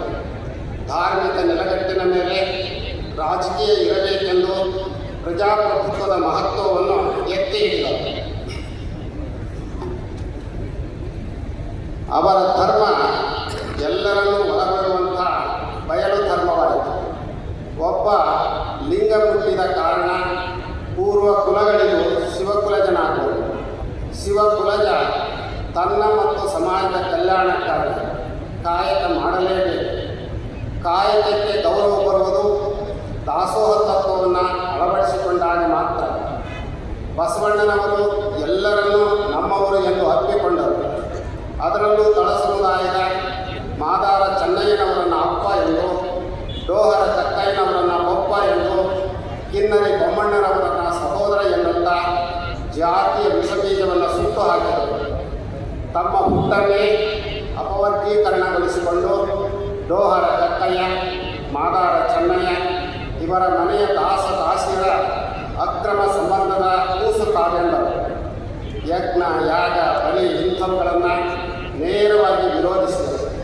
ವೇದ ಶಾಸ್ತ್ರ ಪುರಾಣ ಆಗಮ ಇವುಗಳನ್ನು ನಿರಾಕರಿಸಿ ನೈಜ ಧರ್ಮದ ತತ್ವಗಳನ್ನು ಜನರಾಡುವ ಭಾಷೆಯಲ್ಲೇ ತಿಳಿಸಿಕೊಟ್ಟರು. ಅದುವರೆಗೆ ದೇವರನ್ನು ಪೂಜಿಸಲು ಸಂಸ್ಕೃತ ಮಂತ್ರಗಳೇ ಬೇಕಾಗಿದ್ದವು. ಬಸವಣ್ಣನವರು ಕನ್ನಡದ ವಚನಗಳ ಮೂಲಕ ದೇವರನ್ನು ಪೂಜಿಸಿದರು. ದೇವರ ಪೂಜೆಗೆ ಭಾಷೆಗಿಂತ ಭಾವ ಮುಖ್ಯವೆಂದು ಅದನ್ನೇ ಜಾರಿಯಲ್ಲಿ ತಂದರು. ಅದಕ್ಕಾಗಿ ಕಳಬೇಡ ಕೊಲಬೇಡ ಎನ್ನುವ ಸಪ್ತಶೀಲಗಳನ್ನು ಸಮಾಜದಲ್ಲಿ ಬಿತ್ತಿದರು. ಮನುಷ್ಯರಿಗೆ ಇರಬೇಕಾದ ಛಲ ಎಂದರೆ ಪರಸ್ತ್ರೀಯ ಮೋಹ ಪರದನ ದಾಹ ಇಲ್ಲದಿರುವುದು. ಹೀಗೆ ಹೇಳುವ ಮೂಲಕ ನೈತಿಕ ಬದುಕಿಗೆ ಒತ್ತು ಕೊಟ್ಟವರು ಬಸವಣ್ಣನವರು. ಆನೆಯನ್ನೇರಿಕೊಂಡು ಹೋದರೆ ನೀವು, ಕುದುರೆಯನ್ನೇರಿಕೊಂಡು ಹೋದರೆ ನೀವು, ಕುಂಕುಮ ಕಸ್ತೂರಿಯ ಪೂಜಿಕೊಂಡು ಹೋದರೆ ನೀವು, ಸತ್ಯದ ನಿಲುವಳಿಗೆ ಹೋದಿರಲ್ಲ ಅಂತ ಹೇಳಿ ಜನರಿಗೆ ಜಾಗೃತಗೊಳಿಸಿದರು. ಇವರು ಅಹಂಕಾರದಿಂದ ಮೆರೆಯುತ್ತಾ ಇವರು ಅಂದರೆ ಯಾರು ಅಂತ ಅರ್ಥ ಆಗಿರಬೇಕು. ನಮ್ಮ ಜನಪ್ರತಿನಿಧಿಗಳು, ಪುರೋಹಿತರು ಮತ್ತು ಬೇರೆ ಬೇರೆ ವರ್ಗದವರು ಅಹಂಕಾರದಿಂದ ಮೆರೆಯುತ್ತಾ ಲೋಕ ಕಲ್ಯಾಣ ಮತ್ತು ಆತ್ಮ ಕಲ್ಯಾಣವನ್ನು ಮರೆತು ಲೋಲುಪ ಜೀವನ ನಡೆಸುತ್ತಾ ಸಮಾಜದ ಆರೋಗ್ಯವನ್ನೇ ಹದಗೆಡಿಸಿದರು. ಇದನ್ನರಿತ ಬಸವಣ್ಣನವರು ಒಬ್ಬ ಜನತಾ ಪ್ರತಿನಿಧಿ ಹೇಗೆ ಆಡಳಿತ ನಡೆಸಬೇಕು ಎನ್ನುವ ಅರಿವು ಮೂಡಿಸಿದ್ದಾರೆ. ಹೊನ್ನಿನೊಳಗೊಂದು ದೊರೆಯ, ಸೀರೆಯೊಳಗೊಂದು ಎರೆಯ, ಇಂದಿಂಗೆ ನಾಳಿಂಗೆ ಬೇಕೆಂದನಾದಡೆ ನಿಮ್ಮಾಣೆ, ನಿಮ್ಮ ಪ್ರಮಥರಾಣೆಯನ್ನು ಪ್ರತಿಜ್ಞೆ ಬಸವಣ್ಣನವರು. ಅವರಿಗೆ ತತ್ವಭರಿತ ಅಧಿಕಾರ ಮುಖ್ಯವಾಗಿತ್ತೇ ಹೊರತು ತತ್ವರಹಿತ ಅಧಿಕಾರ ಅಲ್ಲ. ಹಾಗಾಗಿ ಊರ ಮುಂದೆ ಹಳ್ಳವೇ ಹರಿಯುವಾಗ ಬಿಜ್ಜಳನ ಭಂಡಾರ ಎಲ್ಲಿಯೇಕೆ ಎಂದು ಪ್ರತಿಭಟಿಸಿದರು. ಭವಿ ಬಿಜ್ಜಳನ ಗದ್ದಿಗೆ ಕೆಳಗೆ ಕುಳಿತು ಅವನನ್ನು ಓಲೈಸುವ ದುರ್ಗತಿ ಬಂದಿಲ್ಲ ಎಂದು ನಿಷ್ಠುರವಾಗಿ ಹೇಳಿದರು. ಧರ್ಮದ ಹೆಸರಿನಲ್ಲಿ ಮೂಢತೆಯನ್ನು ಬೆಳೆಸುವ ವರ್ಗಕ್ಕೆ ಚಾಟಿ ಏಟನ್ನು ಕೊಟ್ಟರು. ಕಿಚ್ಚು ದೈವವೆಂದು ನಂಬಿಸಿ ಹೋಮ ಮಾಡಿಸುವ ಪುರೋಹಿತನ ಮನೆಗೆ ಬೆಂಕಿ ಬಿದ್ದಾಗ ಬೀದಿಯ ಧೂಳು ಬಚ್ಚಲ ನೀರನ್ನು ಉಗ್ಗಿಸಿ ಆ ಬೆಂಕಿಯನ್ನು ಏಕೆ ಆರಿಸಬೇಕು ಎಂದು ಪ್ರಶ್ನೆ ಮಾಡಿ ಪೂಜಾರಿ ಪುರೋಹಿತರ ಗುಟ್ಟನ್ನು ಹೊರಹಾಕಿದರು. ನೀರ ಕಂಡಲ್ಲಿ ಮುಳುಗುವ, ಮರಣ ಕಂಡಲ್ಲಿ ಸುತ್ತುವ ಜನರು ನೈಜ ದೇವರನ್ನು ಅರಿಯಲು ಸಾಧ್ಯವೇ ಎಂದು ಪ್ರಶ್ನೆ ಮಾಡಿದರು. ದೇವಲೋಕ, ಮರ್ತ್ಯಲೋಕ, ಸ್ವರ್ಗ, ನರಕ ಇವುಗಳ ಕಲ್ಪನೆಗೆ ಕಿಚ್ಚಿಟ್ಟರು.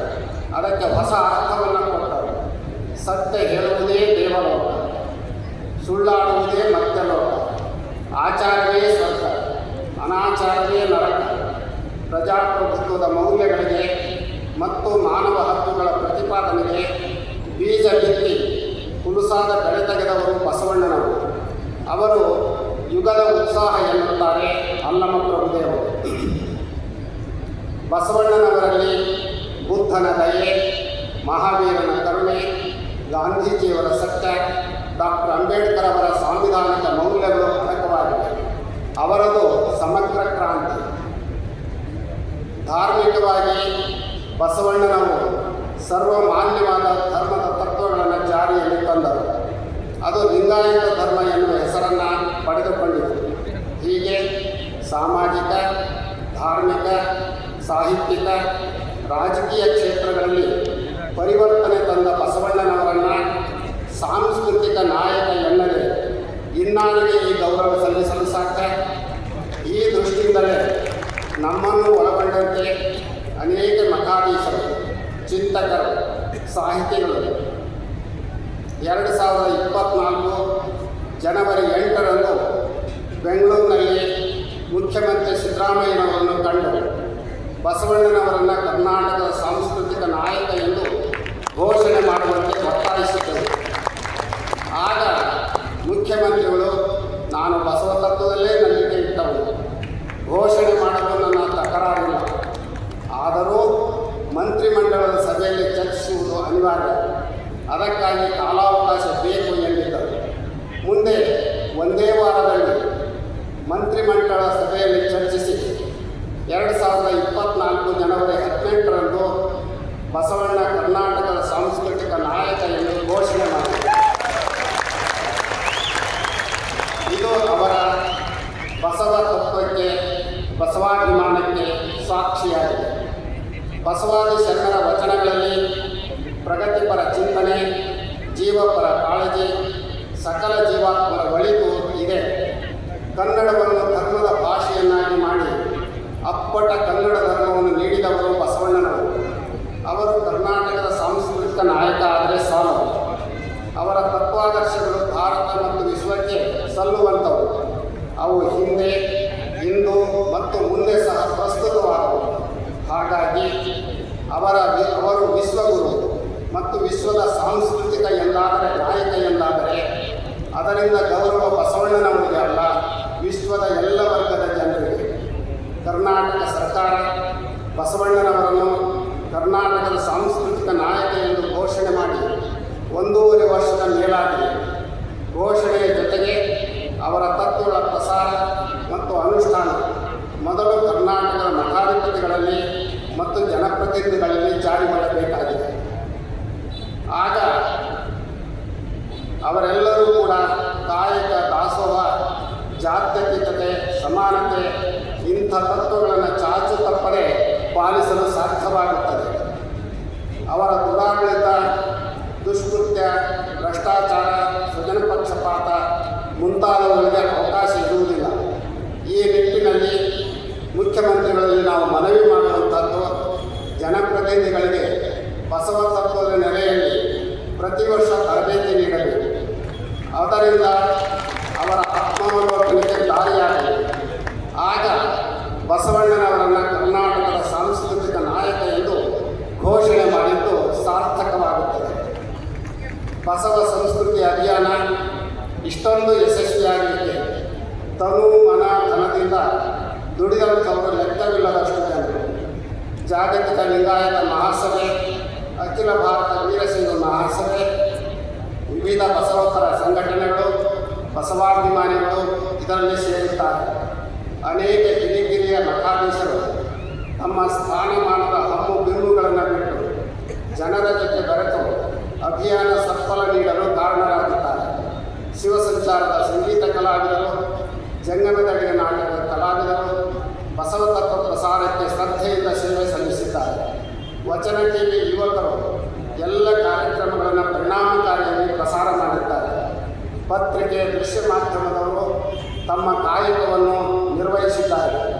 ವೇದಿಕೆ ಹಿಂದೆ ಮುಂದೆ ದುಡಿದ ಯುವ ಸ್ವಾಮಿಗಳ ಸೇವೆಯನ್ನು ನಾವು ಮರೆಯುವಂತಿಲ್ಲ. ಹೀಗೆ ಪ್ರತ್ಯಕ್ಷ ಮತ್ತು ಪರೋಕ್ಷವಾಗಿ ದುಡಿದ ಪ್ರತಿಯೊಬ್ಬರಿಗೂ ಕೃತಜ್ಞತೆಗಳನ್ನು ಈ ಸಭೆಯ ಮೂಲಕ ನಾವು ಹೇಳಲಿಕ್ಕೆ ಇಷ್ಟಪಡ್ತೀವಿ. ಹೇಳಬೇಕಾದ ಮಾತುಗಳು, ಸರ್ಕಾರದ ಮುಂದೆ ಮಂಡಿಸಬೇಕಾದ ಬೇಡಿಕೆಗಳು ಇದ್ದರೂ ಇದು ಸಕಾಲ ಎಲ್ಲ ಎಂದು ಭಾವಿಸಿ ನಮ್ಮ ಮಾತುಗಳನ್ನು ಮುಕ್ತಾಯಗೊಳಿಸುತ್ತೇವೆ.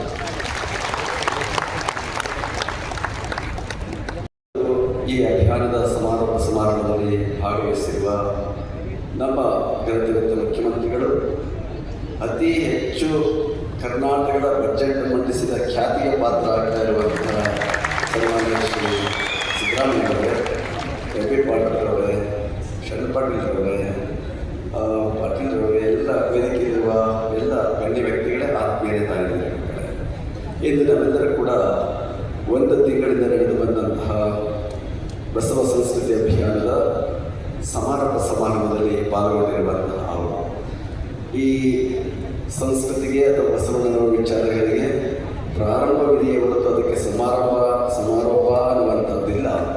ಆದರೆ ಅದಕ್ಕೊಂದು 1 ತಿಂಗಳ ಕಾರ್ಯಕ್ರಮಕ್ಕೆ ಮಾತ್ರ ಸಮಾರೋಪ ಅನ್ನುವ ಭಾವನೆಯನ್ನು ಇಟ್ಟುಕೊಂಡು ಇವತ್ತು ನಾವೆಲ್ಲರೂ ಒಟ್ಟಾಗಿ ಸೇರಿ ಇವತ್ತು ಬಸವ ಸಂಸ್ಕೃತಿ ಅಭಿಯಾನದ ಸಮಾರೋಪ ಸಮಾರಂಭದಲ್ಲಿ ನಾವೆಲ್ಲ ಪಾಲ್ಗೊಂಡಿರುವಂತಹ ನಾವೆಲ್ಲ ಭಾಗ್ಯವಂತರು, ಪುಣ್ಯವಂತರು, ಸುಕೃತಿಗಳು. ಯಾಕೆ ಅಂತಂದರೆ ನಾವು ಕರ್ನಾಟಕದಲ್ಲಿ ಜನ್ಮ ಪಡ್ಕೊಂಡಿದ್ದೀವಲ್ಲ, ಬಸವಣ್ಣನವರ ಜನ್ಮ ಭೂಮಿಯಲ್ಲಿ ನಾವು ಜನ್ಮ ಪಡ್ಕೊಂಡಿದ್ದೀವಿ ಅಂದರೆ ನಮ್ಮ ಹಿರಿಯರಿಗೆ ಹಾಗೆ ಇವತ್ತೇನಾದರೂ ಕರ್ನಾಟಕದ ಒಂದು ಮಹತ್ವ ಜಗತ್ತಿನಲ್ಲಿದೆ ಅಂತಂದರೆ ಅದು ಬಸವಣ್ಣನಿಂದ ನಮಗೆ ಈ ಜಗತ್ತಿಗೆ ಒಂದು ಖ್ಯಾತಿಯನ್ನು ಕೊಡುವಂಥ ಕೆಲಸ ಕಾರ್ಯವಾಗುವಂಥದ್ದು. ಇವತ್ತು ಬಸವಣ್ಣನವರ ತತ್ವಗಳು, ವಿಚಾರಗಳು ಪ್ರತಿಯೊಬ್ಬರಿಗೂ ಬೇಕಾಗಿರುವಂಥದ್ದು. ಪ್ರತಿಯೊಬ್ಬ ವ್ಯಕ್ತಿಗೂ ಬೇಕಾಗಿರುವ ದೇಶ, ಭಾಷೆ, ಜಾತಿ, ಜನಾಂಗ ಪ್ರಶ್ನೆ ಇಲ್ಲ. ಪ್ರತಿಯೊಬ್ಬ ವ್ಯಕ್ತಿಯೂ ಕೂಡ ಉತ್ತಮ ಜೀವನವನ್ನು ಸಾಗಿಸೋದಕ್ಕೆ ಬೇಕಾದಂತಹ ಮಾನವೀಯ ಸಂವಿಧಾನವನ್ನು ಕೊಟ್ಟಂತಹ ಅವರು 12ನೇ ಶತಮಾನದ ಬಸವಣ್ಣನವರು ಅಂತ ನಾವೆಲ್ಲ ಹೆಮ್ಮೆಯಿಂದ ಅಭಿಮಾನದಿಂದ ಹೇಳಬೇಕಾಗಿರುವಂಥದ್ದು. ಬಸವಣ್ಣನವರ ದೃಷ್ಟಿ ಎಷ್ಟು ವಿಶಾಲವಾಗಿತ್ತು ಅಂತಂದರೆ, ಬಸವಭಾವೆಯ ಮತ್ತೆ ಲೋಕದೊಳಗೆ ಭಕ್ತರುಂಟು ಹೇಳಯ್ಯ, ಮತ್ತಾರು ಇಲ್ಲಯ್ಯ ನನ್ನಪ್ಪನೇ ಭಕ್ತ ಅಷ್ಟೇ ನೋಡಿದಾಗ ಬಸವಣ್ಣವರ ಹೃದಯ ఎంత ವಿಶಾಲವಾಗಿತ್ತು ಅಂದರೆ ಎಲ್ಲರನ್ನೂ ಒಳಗೊಳ್ಳುವಂತಹ, ಎಲ್ಲರನ್ನೂ ಪ್ರೀತಿಸುವಂತಹ ಒಂದು ಹೃದಯ ಅಂದರೆ ಅದು ಬಸವಣ್ಣವರ ಮಾತ್ರ ಅಂತೇಳಿ ಕಾಣಬೇಕಾಗಿರುವಂಥದ್ದು. ಈಗಾಗಲೇ ಅವರ ವಿಚಾರಗಳನ್ನು ಕುರಿತು ಅನೇಕ ಮಾತನಾಡ್ತಾ ಇರುವಂತಹ ಮಹಾತ್ಮ ಗಾಂಧೀಜಿಯವರು ಒಂದು ಮಾತನ್ನು ಹೇಳ್ತಾರೆ, ಬಸವಣ್ಣವರು ಕೊಟ್ಟಂತಹ ವಿಚಾರಗಳು, ಅವರ ತತ್ವಗಳು, ಅವರು ಬೋಧಿಸಿ ಆಚರಿಸಿದ ವಿಚಾರಗಳನ್ನು ಎಲ್ಲವನ್ನೂ ನನ್ನ ಕೈಯಲ್ಲಿ ಪಾಲನೆ ಮಾಡೋದಕ್ಕೆ ಸಾಧ್ಯ ಆಗೋದಿಲ್ಲ. ಆದರೆ ಕೆಲವು ವಿಚಾರಗಳನ್ನು ಮಾತ್ರ ನಾನು ಪಾಲನೆ ಮಾಡೋದಕ್ಕೆ ಸಾಧ್ಯ ಆಗದೆ ಇರುವಂತಹ ಮಾತನ್ನು ನಮ್ಮ ಮಹಾತ್ಮ ಗಾಂಧೀಜಿಯವರು ಹೇಳಿರುವಂತಹ ಮಾತು ನೋಡಿದರೆ ಬಸವಣ್ಣವರು ಕೊಟ್ಟಿರುವಂತಹ ವಿಚಾರಗಳು ಎಷ್ಟು ದೊಡ್ಡದಾಗಿದ್ದಾವೆ, ವಿಶಾಲವಾಗಿದ್ದಾವೆ ಅನ್ನೋದನ್ನು ನಾವೆಲ್ಲ ಅರ್ಥ ಮಾಡ್ಕೊಳ್ಬೇಕಾಗಿರುವಂಥದ್ದು. ಇವತ್ತು ಈಗಾಗಲೇ ಬೋಧಿಸಿದಾಗೆ ಸಕಲ ಜೀವಾತ್ಮರಿಗೆ ಲೇಸನೇ ಬಯಸುವುದನ್ನು ಕೂಡ ಸಂಗನ ಶರಣರು ಯಾರು ನಿಜವಾದಂತಹ ಶ್ರೇಷ್ಠ ವ್ಯಕ್ತಿ, ಹುಟ್ಟಿನಿಂದ ಯಾರೂ ಶ್ರೇಷ್ಠರಲ್ಲ, ಎಲ್ಲರೂ ಸಮಾನವೇ ಆಗಿರುವಂತಹವರು. ಆದರೆ ಆಚರಣೆಯ ಮೂಲಕ ಎಲ್ಲರಿಗೂ ಕೂಡ ಕಲ್ಯಾಣವನ್ನು ಬಯಸುವಂತಹದ್ದು, ಎಲ್ಲರ ಹಿತವನ್ನು ಬಯಸುವಂತಹದ್ದು, ಎಲ್ಲರಿಗೂ ಒಳ್ಳೆಯನ್ನೇ ಬಯಸುವಂತಹ ವ್ಯಕ್ತಿ ಯಾರಿದ್ದಾನೋ ಅವನು ನಿಜವಾದಂತಹ ಗುರುಜ ಅನ್ನುವಂತಹ ಮಾತನ್ನು ಬಸವಣ್ಣವರು ಸ್ಪಷ್ಟವಾಗಿ ತಿಳಿಸಿರುವಂತಹ ಅವರು. ಅಂತಹ ವಿಚಾರಗಳು ಇವತ್ತಿಗೂ ಬೇಕು, ಮುಂದೆಯೂ ಬೇಕು, ಎಂದೆಂದಿಗೂ ಬೇಕಾಗಿರುವಂಥದ್ದು. ಈ ಒಂದು ಅಭಿಯಾನ ಒಂದು ತಿಂಗಳ ನಡ್ಕೊಂಡು ಬಂದಿದೆ. ಬಹುಶಃ ಇದೆಲ್ಲ ಅಭಿಯಾನ ನಡೆಯಬೇಕಾದಷ್ಟು ಸುಲಭ ಅಲ್ಲ. ಇಲ್ಲಿ ಕುಳಿತಿರುವಂಥ ಅನೇಕ ಪೂಜ್ಯರುಗಳು ಕೂಡ ಎಷ್ಟು ಶ್ರಮ ಪಟ್ಟಿದ್ದಾರೆ ಅಂದರೆ ಅವರಿಗೆ ಗೊತ್ತಿರುವಂತಹದ್ದು. ಬಂಜೆ ಬೇರೆ ಅರಿಗಳು ಮಗದಾಯಿ ಮುದ್ದು ಬಂದಡೆ ನೊಂದವರ ನೋವ ಬರೆಯವರೇ ಬಲ್ಲವರು ಅನ್ನುವ ಹಾಗೆ ಅವರಿಗೆ ಕಷ್ಟಪಟ್ಟಿರುವಂಥದ್ದು ಅವರಿಗೆ ಗೊತ್ತು. ಒಂದು ತಿಂಗಳ ಪರ್ಯಂತರವಾಗಿ ಹಗಲು ಇರುವುದೇ, ವಾರವೆಂದರೆ ದಿನವೆಂದರೆ ಏನೆಂದರೆಯನೆಯ, ಇರುಳೆಂದರೆ ಹಗಲೆಂದರೆ ಏನೆಂದರೆಯನೆಯ, ನಿಮ್ಮುವ ಪೂಜಿಸಿ ಎನ್ನುವ ಮರದೆ ಕೂಡ ಸಂಗಮ ದೇವ ಅನ್ನುವ ಹಾಗೆ ಎಲ್ಲ ಪೂಜ್ಯರುಗಳು ಕೂಡ ಬೀದರ್ನಲ್ಲಿ ಹಿಡಿದು ಚಾಮರಾಜನಗರದವರೆಗೆ ಹಳ್ಳಿ ನಾವೆಲ್ಲ ಜಿಲ್ಲೆಗಳಿಗೆ ಸಂಚರಿಸುವುದರ ಮುಖಾಂತರವಾಗಿ ಬಸವಣ್ಣನ ಬೆಳಕನ್ನು ಎಲ್ಲ ಕಡೆಗೆ ಪಸರಿಸುವಂಥ ಕೆಲಸವನ್ನು ಮತ್ತಷ್ಟು ಈ ಅಭಿಯಾನ ತುಂಬಿರುವಂಥದ್ದು ಅನ್ನುವ ಮಾತನ್ನು ಈ ಸಂದರ್ಭದಲ್ಲಿ ಹೇಳ್ತಾ, ಈ ಬಸವ ಬೆಳಕಿನಲ್ಲಿ ನಾವೆಲ್ಲ ಬದುಕುವಂಥದ್ದೇ ನಮಗೆ ಮುಖ್ಯ ಆಗಿರುವಂಥದ್ದು. ಇವತ್ತು ಬೆಳಕಿದೆ, ಆ ಬೆಳಕಿನಲ್ಲಿ ಬದುಕುವ ಜೀವನ ನಮ್ಮದಾಗಬೇಕಾಗಿರುವಂಥದ್ದು. ಎಲ್ಲ ಬಲಿದನೆಯ ಕಲ್ಯಾಣ ಬಸವಯ್ಯ ಚೆಲ್ಲಿದ ತಂದು ಶಿವಬೆಳಗ ನಾಡೊಳಗೆ ಸಂದೈತಿ ಜನರು ಹಾಡುವ ಹಾಗೆ ಆ ಬಸವ ಬೆಳಕು ಎಲ್ಲ ಕಡೆ ಇರಬೇಕಾಗಿರುವಂಥದ್ದು. ಪ್ರತಿಯೊಬ್ಬರ ಮನೆಗಳಲ್ಲಿ ಬದುಕಿನಲ್ಲಿ ಇರಬೇಕಿರುವಂತಹ ಮಾತನ್ನು ಈ ಸಂದರ್ಭದಲ್ಲಿ ಹೇಳ್ತಾ, ಈ ಒಂದು ಬಸವ ಸಂಸ್ಕೃತಿ ಅಭಿಯಾನದ ಸಮಾರಂಭದಲ್ಲಿ ಪಾಲ್ಗೊಳ್ಳುವುದಕ್ಕೆ ಅತ್ಯಂತ ಸಂತೋಷ ಉಂಟಾಗಿದೆ ಎನ್ನುವ ಮಾತನ್ನು ಹೇಳ್ತಾ ಮುಖ್ಯಮಂತ್ರಿಗಳು ಈ ಕಾರ್ಯಕ್ರಮಕ್ಕೆ ಆಗಮಿಸಿದ್ದಾರೆ. ಬಹುಶಃ ಒಬ್ಬ ಮುಖ್ಯಮಂತ್ರಿಗಳಾಗಿ ಅವರು ಬಡ್ಜೆಟ್ ಜೊತೆಗೆ ಒಬ್ಬ ಉತ್ತಮ ಅರ್ಥಶಾಸ್ತ್ರಜ್ಞರು ಅವರು ಕಾನೂನು ಓದಿರೋದು ಕಾನೂನು ಮಾಡಿರೋದೆಲ್ಲ ಅರ್ಥಶಾಸ್ತ್ರ ಕೆಲಸ ಜಾಸ್ತಿ ಮಾಡ್ತಾರೆ. ಕಾನೂನು ಬಿಟ್ಟುಬಿಟ್ಟರು ಅವರು ಹೆಚ್ಚಿದ್ದಾಗಿ. ಆದರೆ ಅರ್ಥಶಾಸ್ತ್ರಗಳ ವಿಶೇಷತೆಗಳನ್ನು ಇಟ್ಕೊಂಡು ಜನಸಾಮಾನ್ಯರ ನಾಡಿ ಮಿಡಿತವನ್ನು ಅರಿತು ಬಡವರು ಹೇಗಿದ್ದಾರೆ, ಕಷ್ಟದಲ್ಲಿ ಆಗಿದ್ದಾರೆ, ಆ ಕಷ್ಟವನ್ನು ಪರಿಹರಿಸುವಂತಹ ಒಂದು ವಿಶೇಷವಾದ ಕಾಳಜಿಯನ್ನು ಇಟ್ಟುಕೊಂಡು ಕೆಲಸವನ್ನು ಮಾಡ್ತಾ ಇರುವಂತಹ ಅವರು. ಅದು ಒಬ್ಬ ನಾಯಕನಲ್ಲಿ ಇರಬೇಕಾಗಿರುವಂಥ ಅತ್ಯಂತ ಮುಖ್ಯವಾದ ಗುಣ. ಮುಖ್ಯಮಂತ್ರಿಯಾಗಿರುವಂತಹ ನಮ್ಮ ಶ್ರೀ ಸಿದ್ದರಾಮಯ್ಯವರು ಈ ಕಾರ್ಯಕ್ರಮದಲ್ಲಿ ಭಾಗವಹಿಸಿದ್ದಾರೆ. ಅವರ ಮಾತುಗಳಿಗೆ ಎಲ್ಲರೂ ಕಿವಿಯಾಗಬೇಕಾಗಿದೆ ಎನ್ನುವ ಮಾತನ್ನು ಹೇಳ್ತಾ ಎಲ್ಲರಿಗೂ ಕೂಡ ಬಸವಾದಿ ಕೃಪೆಯಲ್ಲಿ ಹಾರೈಸಿ ನನ್ನೆರಡು ಮಾತುಗಳನ್ನು ಮುಗಿಸ್ತೀನಿ. ಪರಮ ಪೂಜ್ಯ ಮಹಾಸ್ವಾಮೀಜಿಯವರು ತಮ್ಮ ಅನಾರೋಗ್ಯ ಇದ್ದರೂ ಕೂಡ ಅದು ಮುಖ್ಯ ಅಲ್ಲ, ನಮಗೆ ಬಸವ ಸಂಸ್ಕೃತಿ ಸೇವೆಯೇ ಮುಖ್ಯ ಅಂತೇಳಿ ತುಂಬ ಪ್ರೀತಿಯಿಂದ ಬಂದಿದ್ದಾರೆ ಪರಮ ಪೂಜ್ಯರು. ಭಕ್ತಿಯಿಂದ ಶರಣಾರ್ಥಿಗಳನ್ನು ಹೇಳಿ ಅವರಿಗೆ ನನ್ನ ಸೇವಾ ಕಾರ್ಯಕ್ಕೆ ದಿವ್ಯ ಪಥ ಎಂದು ಭಾವಿಸಿರುವಂತಹ ಸನ್ಮಾನ್ಯ ಮುಖ್ಯಮಂತ್ರಿಗಳಾಗಿರುವಂತಹ ಸಿದ್ದರಾಮಯ್ಯನವರಿಗೆ ಲಿಂಗಾಯತ ಮಠಾಧಿಪತಿಗಳ ಒಕ್ಕೂಟದ ಪರವಾಗಿ ತಮ್ಮೆಲ್ಲರ ಪರವಾಗಿ ಜೋರು ಚಪ್ಪಾಳೆ ತಟ್ಟೋದ್ರ ಮೂಲಕ ವೇದಿಕೆ ಮಾಡಿಕೊಳ್ತಾ ಇದ್ದೇನೆ. ಸನ್ಮಾನ್ಯ ಮುಖ್ಯಮಂತ್ರಿಗಳವರು ವಿಶ್ವಗುರು ಬಸವಣ್ಣನವರ ತಮಗೆಲ್ಲ ಒಂದು ಶರಣಾರ್ಥಿ ಸಲ್ಲಿಸಿದ್ದಾರೆ.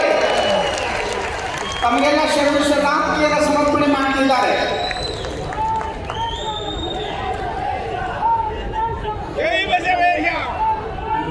ವಿಶ್ವಗುರು ಬಸವಣ್ಣನವರ ಮಹಾಮೂರ್ತಿಗೆ ಅಕ್ಕಪಕ್ಕ ಇರೋರು ಸ್ಥಳಾವಕಾಶ ಮಾಡಿಕೊಡ್ರಿ. ಬಸವಗುರು ಮಹಾಮೂರ್ತಿಗೆ ಪುಷ್ಪಾರ್ಪಣೆಯನ್ನು ಸಲ್ಲಿಸುತ್ತಿದ್ದಾರೆ. ಅಲ್ಲಿ ನಮ್ಮ ಕಾರ್ಯಕರ್ತರು ಅವಕಾಶ ಮಾಡಿಕೊಡಬೇಕು. ಅಲ್ಲಿ ಓಂ ಶ್ರೀ ಗುರು ಬಸವಲಿಂಗಾಯ ನಮಃ. ಓಂ ಶ್ರೀ ಗುರು ಬಸವಲಿಂಗಾಯ ನಮಃ. ವಿಶ್ವಗುರು ಬಸವಣ್ಣನವರಿಗೆ, ವಿಶ್ವಗುರು ಬಸವಣ್ಣನವರಿಗೆ, ಬಸವ ಸಂಸ್ಕೃತಿ ಅಭಿಯಾನಕ್ಕೆ, ಬಸವ ಸಂಸ್ಕೃತಿ ಅಭಿಯಾನಕ್ಕೆ, ಬಸವಾದಿ ಶಿವಶರಣರಿಗೆ. ಮುಂದಿನವರೆಲ್ಲ ಸ್ಥಳಾವಕಾಶ ಮಾಡಿಕೊಡ್ರಿ. ಹಾಗೆಯೇ ಈ ಕಾರ್ಯಕ್ರಮದಲ್ಲಿ ಮುಖ್ಯ ಅತಿಥಿಗಳಾಗಿ ಪಾಲ್ಗೊಂಡಿರುವಂತಹ ಸನ್ಮಾನ್ಯ ಶ್ರೀ ಎಂ ಡಿ ಪಾಟೀಲ್ ಸಾಹೇಬರಿಗೂ ಕೂಡ ತಾವೆಲ್ಲರೂ ಜೋರಾದ ಚಪ್ಪಾಳೆಯನ್ನು ತಟ್ಟಿ ಅವರನ್ನ ಈ ಒಂದು ಮುಖ್ಯ ವೇದಿಕೆಗೆ ಬರಮಾಡಿಕೊಳ್ಳಬೇಕು. ಹಾಗೆಯೇ ಡಾಕ್ಟರ್ ಶರಣ್ ಪ್ರಕಾಶ್ ಪಾಟೀಲ್ ಸಾಹೇಬ್ ಅವರು ಕೂಡ ಇದ್ದಾರೆ. ಜೋರಾಗಿ ಚಪ್ಪಾಳೆ ತಟ್ಟಿ ಅವರು ಕೂಡ ಮುಖ್ಯ ವೇದಿಕೆಗೆ ತಾವೆಲ್ಲ ಬರಮಾಡಿಕೊಳ್ಳಬೇಕು. ಸನ್ಮಾನ್ಯ ಮುನಿಯಪ್ಪನವರು ವೇದಿಕೆಗೆ ಆಗಮಿಸಿದ್ದಾರೆ. ಅವರನ್ನು ಕೂಡ ಜೋರಿಗೆ ಚಪ್ಪಾಳೆಗೆ ತಟ್ಟೋದ್ರ ಮೂಲಕ ನಾವು ವೇದಿಕೆಗೆ ಆಹ್ವಾನ ಮಾಡಿಕೊಳ್ಳೋಣ. ಮುನಿಯಪ್ಪನವರು ಆಗಮಿಸಿದ್ದಾರೆ, ಸಚಿವರು. ಅವ್ರನ್ನೂ ಕೂಡ ನಾನು ವೇದಿಕೆಗೆ ಆಹ್ವಾನ ಮಾಡಿಕೊಳ್ತಾ ಇದ್ದೇನೆ. ಮುಖ್ಯಮಂತ್ರಿಗಳ ಕಾರ್ಯದರ್ಶಿಗಳಾಗಿರುವಂತಹ ನಜೀರ್ ಅಹಮದ್ ಅವರು ಕೂಡ ವೇದಿಕೆಯಲ್ಲಿದ್ದಾರೆ. ಚಪ್ಪಾಳೆಯೊಂದಿಗೆ ಅವರನ್ನು ಕೂಡ ನಾವು ಬರಮಾಡಿಕೊಳ್ಳಬೇಕು. BR ಪಾಟೀಲ್ ಅವರು ಆಗಮಿಸಿದ್ದಾರೆ. ಅವರನ್ನು ಕೂಡ ವೇದಿಕೆಗೆ ಬರಮಾಡಿಕೊಳ್ತಾ ಇದ್ದೇನೆ. ಆತ್ಮೀಯರೇ, ಬಹುದೊಡ್ಡ ದಿವ್ಯ ಕ್ಷಣಕ್ಕೆ ನಾವು ಸಾಕ್ಷಿ ಆಗ್ತಾ ಇದ್ದೇವೆ. ಬಸವಾದಿ ಶಿವಶರಣರು ಕಂಡಿರುವಂತಹ ದಿವ್ಯ ಕನಸು, ಆದರ್ಶಗಳು ಪುಣ್ಯವೇ ಹಣ್ಣಾದ ಕಾಲ, ಬೆಂಗಳೂರಿನ ಅರಮನೆ ಮೈದಾನದಲ್ಲಿ ನಡೆಯುವಂತಹ ಮಹಾ ಸುವರ್ಣದ ಕಾಲ, ಬಸವ ಸಂಸ್ಕೃತಿ ಅಭಿಯಾನದ ಕಾಲ. ಜೋರು ಚಪ್ಪಾಳೆ ತಟ್ಟಿ ಮುಖ್ಯಮಂತ್ರಿಗಳನ್ನು ಆಹ್ವಾನ ಮಾಡಿಕೊಳ್ಳೋಣ. ಕರುನಾಡಿನ ಸಾಂಸ್ಕೃತಿಕ ನಾಯಕ ಅಂತ ಘೋಷಿಸುವಂತಹ ನಮ್ಮ ಮಹಾ ಸೇವಾ ಕಾರ್ಯದ ಮಹಾಮೂರ್ತಿ ಸಿದ್ದರಾಮಯ್ಯನವರು ನಮ್ಮೊಟ್ಟಿಗಿದ್ದಾರೆ. SM ಜಾಮದಾರ್ ಸರ್ ಅವರು ಕೊನೆಯ 2 ಮಾತುಗಳನ್ನು ಹೇಳಿ ಮುಗಿಸ್ತಾ ಇದ್ದಾರೆ.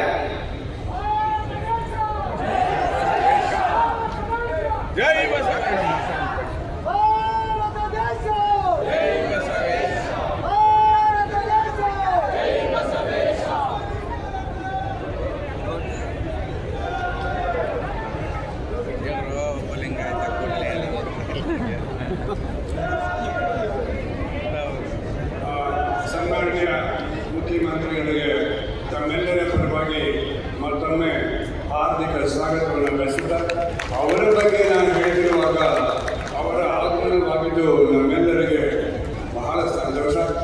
ನಾನು ಈಗಾಗಲೇ ಹೇಳಿದ 2 ವಿಷಯಗಳನ್ನು ಅವರ ಕಿವಿಗೆ ಬೀಳ್ರಿ ಅಂತ ನಾನು ಮತ್ತೊಮ್ಮೆ ಒಂದೇ ಸೆಂಟೆನ್ಸ್ನಲ್ಲಿ ರಿಪೀಟ್ ಮಾಡ್ತೇನೆ.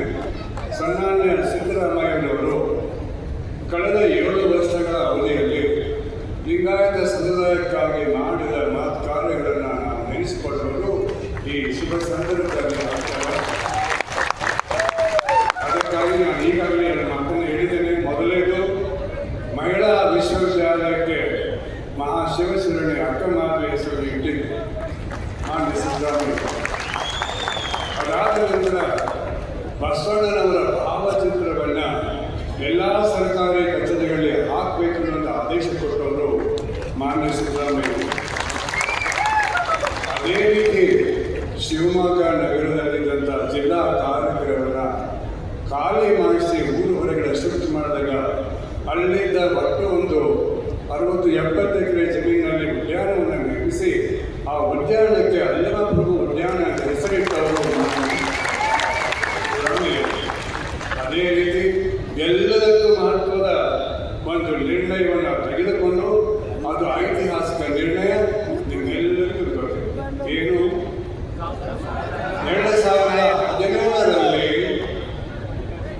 ಬಸವ ಪ್ರಣಯದ ಲಿಂಗಾಯತ ಧರ್ಮಕ್ಕೆ ಬಸವ ತತ್ವವನ್ನು ಆಚರಿಸುವ ವೀರಶೈವರಿಗೂ ಕೂಡ ಅನ್ವಯಿಸಿ ಅಲ್ಪಸಂಖ್ಯಾತ ಧರ್ಮವೆಂದು ಒಪ್ಪಿಕೊಂಡು ಆದೇಶ ಹೊರಡಿಸಿ ಭಾರತ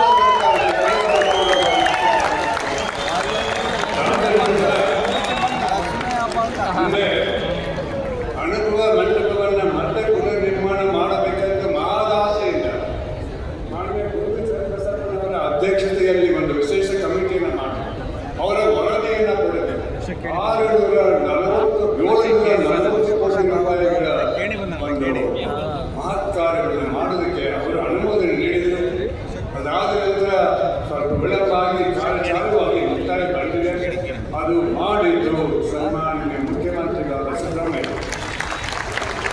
ಅದಕ್ಕಿಂತ ಹೆಚ್ಚಾಗಿ ಮಾಡಿದ 6ನೇ ಕೆಲಸ ಅಂದರೆ 2023ರಲ್ಲಿ ಈ ಅಖಿಲ ಭಾರತ ವೀರಶೈವ ಮಹಾಸಭೆ ಮಾಡಿದಂಥ ಮತ್ತೆ ಒಕ್ಕೂಟದಿಂದ ಮಠಾಧಿಪತಿಗಳ ಒಕ್ಕೂಟದಿಂದ ಮಾಡಿದ ವಿನಂತಿಯನ್ನು ಏನಂದರೆ ಕರ್ನಾಟಕದ ಸಾಂಸ್ಕೃತಿಕ ಪುರುಷನನ್ನು ಬಸವಣ್ಣನವರನ್ನು ಘೋಷಣೆ ಮಾಡಬೇಕು ಅಂತ ಕೇಳಿಕೊಂಡಾಗ ಒಂದೇ ವರ್ಷದ ಹಿಂದೆ ಅವರು ಘೋಷಣೆ ಮಾಡಿ ಆಗಿದೆ.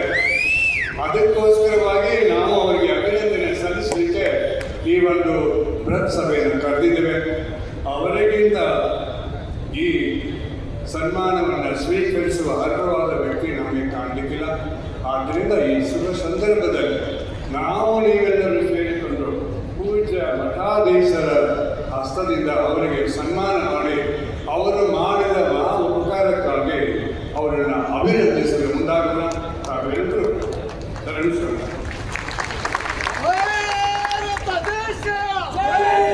ಸನ್ಮಾನ್ಯ ಎಸ್.ಎಂ. ಜಾಮದಾರ್ ಸಾಹೇಬರಿಗೆ ಅನಂತ ಶರಣಾರ್ಥಿಗಳು. ಇದೀಗ ತಾನೇ ವೇದಿಕೆಗೆ ಆಗಮಿಸಿರುವಂತಹ ಕನ್ನಡ ನಾಡಿನ ಅತ್ಯಂತ ಅಪರೂಪದ ಮಹಿಳಾ ಸಚಿವರಾಗಿರುವಂತಹ ಶ್ರೀಮತಿ ಲಕ್ಷ್ಮೀ ಹೆಬ್ಬಾಳ್ಕರ್ ಅವರನ್ನ ತಾವೆಲ್ಲರೂ ಚಪ್ಪಾಳೆ ತಟ್ಟಿ ವೇದಿಕೆಗೆ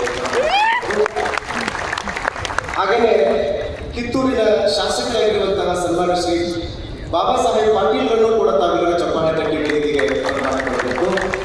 ಬೆಂಗಳೂರಿನ ಶ್ರೀಮತಿ ಗಂಗಾಂಬಿಕೆ ಮಲ್ಲಿಕಾರ್ಜುನ್ ಮಾಜಿ ಮಹಾಪೌರರು ಅಪರೂಪವಾದ ಸೇವೆಯನ್ನು ಸಲ್ಲಿಸ್ತಾ ಇರುವಂತಹ ಮಾತೋಶ್ರೀ ಅವರಿಗೆ ಚಪ್ಪಾಳೆ ತಟ್ಟಿ ವೇದಿಕೆಗೆ ಮಾಡಬೇಕು. ಹಾಗೆಯೇ B.S. ಪುಟ್ಟರಾಜ್ ಮಾಜಿ ಉಪಮಹಾಪೌರರು ಅವರು ಕೂಡ ವೇದಿಕೆಯಲ್ಲಿದ್ದಾರೆ. ಚಪ್ಪಾಳೆಯೊಂದಿಗೆ ಅವರಿಗೆ ಸ್ವಾಗತಿಸಬೇಕು.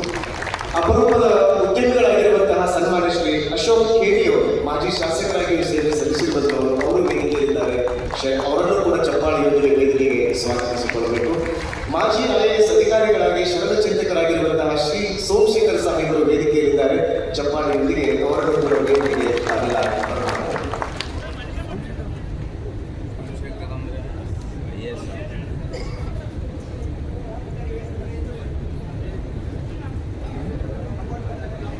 ಇದೀಗ 1 ತಿಂಗಳವರೆಗೆ ಬಸವ ಸಂಸ್ಕೃತಿ ಅಭಿಯಾನವು ಕನ್ನಡ ನಾಡ ತುಂಬೆಲ್ಲ ಹೊಸ ಸಂಚಲನವನ್ನೇ ಉಂಟು ಮಾಡಿರುವಂಥದ್ದು ತಮಗೆಲ್ಲ ಗೊತ್ತಿರುವಂತಹ ಒಂದು ಸಂಗತಿ. ಇದೀಗ ಆ ಇಡೀ 1 ತಿಂಗಳದ ಎಲ್ಲ ಕಾರ್ಯಕ್ರಮದ ಒಂದು ಇಣುಕು ನೋಟವನ್ನ, ಒಂದು ದೃಶ್ಯ ಕಾವ್ಯವನ್ನ ಸನ್ಮಾನ್ಯ ಶ್ರೀ CM ಸಿದ್ದರಾಮಯ್ಯನವರು ಇದೀಗ ಆ ಒಂದು ಬಟನ್ ಪ್ಲೇ ಮಾಡುವುದರ ಮೂಲಕ ಆ ಒಂದು ದೃಶ್ಯ ಕಾವ್ಯವನ್ನ ನಾವೆಲ್ಲರೂ ನೋಡುವಂತಾಗಬೇಕು ಅನ್ನುವಂಥ ವಿನಂತಿಯನ್ನು ಅವರಿಗೆ ನಾನು ಮಾಡಿಕೊಳ್ತಾ ಇದ್ದೇನೆ.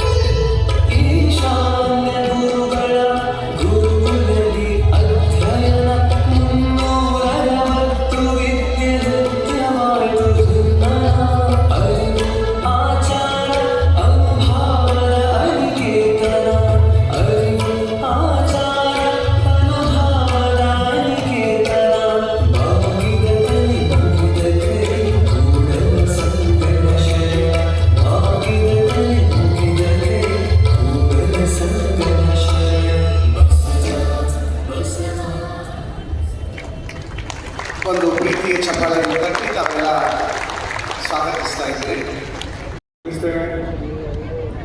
ಇದರಲ್ಲಿ ಮೊದಲನೇದಾಗಿ ಹೇಳಬೇಕೆಂದರೆ, ನನಗೆ ಇಲ್ಲಿ ಅವಕಾಶ ಕೊಟ್ಟಿದ್ದು ಈ ಅಭಿಯಾನ ಪ್ರಾರಂಭವಾದ 1 ತಿಂಗಳ ಅವಧಿಯಲ್ಲಿ ನಾವೆಲ್ಲರೂ ಭಾಗವಹಿಸಿದ್ದೀರಿ.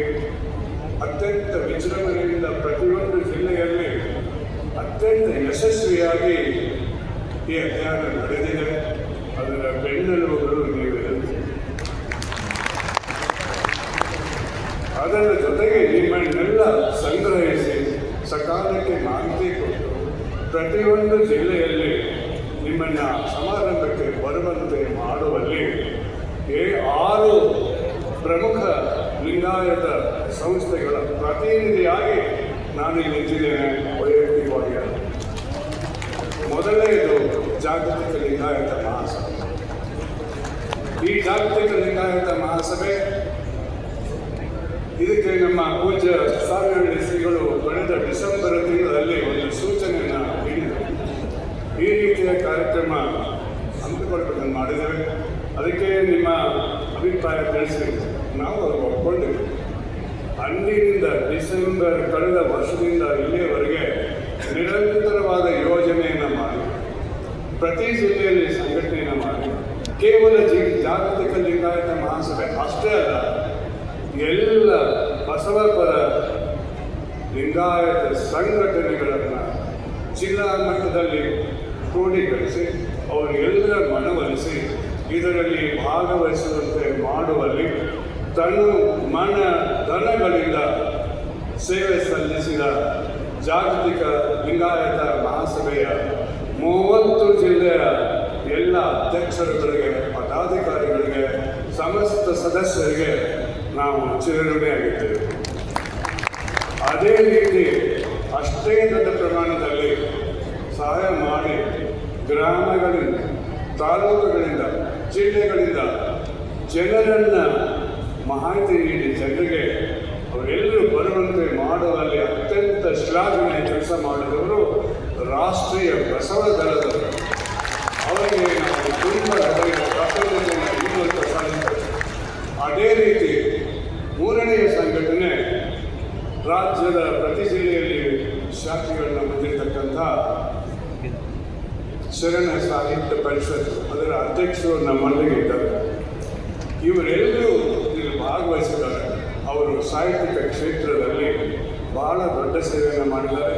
ಅವರೆಲ್ಲರೂ ಭಾಗವಹಿಸಿದ್ದಾರೆ. 4ನೇದಾಗಿ ಈ 4ನೇ ಸಂಸ್ಥೆಗಳ ಹೆಸರನ್ನು ನಾನು ಹೇಳಿದರೆ ನಿಮ್ಮಲ್ಲಿ ಅನೇಕ ಜನರಿಗೆ ಕೋಪ ಬರ್ಬೋದು, ಸೋಜಿಗನೂ ಆಗ್ಬೋದು. ಆದರೆ ಸತ್ಯವಾದ ಸಂಗತಿಯನ್ನು ನಿಮ್ಮೆಲ್ಲರಿಗೆ ತಿಳಿಸುವ ಒಂದು ಕಾರ್ಯವನ್ನು ನಾವು ಮಾಡಬೇಕಾಗಿತ್ತಂದರೆ ಈ 4ನೇ ಸಂಸ್ಥೆಯ ಹೆಸರನ್ನು ಹೇಳಲೇಬೇಕು. ಹೇಳ್ತೀನಿ, ದಯವಿಟ್ಟು ಕೇಳ್ಕೊಳ್ಳಿ. ಅಖಿಲ ಭಾರತ ವೀರಶೈವ ಮಹಾಸಭೆಯ ಅಖಿಲ ಭಾರತ ವೀರಶೈವ ಮಹಾಸಭೆಯ 7 ಜಿಲ್ಲೆಗಳ ಜಿಲ್ಲಾ ಘಟಕಗಳ ಎಲ್ಲ ಪದಾಧಿಕಾರಿಗಳು ತನು ಮನ ಧನದಿಂದ ಈ ಕಾರ್ಯದಲ್ಲಿ ಭಾಗವಹಿಸಿದ್ದಾರೆ. ಅವರ ಕೇಂದ್ರ ಮಟ್ಟದ ನಾಯಕರಿಂದ ಹೋದಂಥ ನಿರ್ದೇಶನಗಳನ್ನು ನಿರ್ಲಕ್ಷಿಸಿ ಭಾಗವಹಿಸಿದ್ದಾರೆ.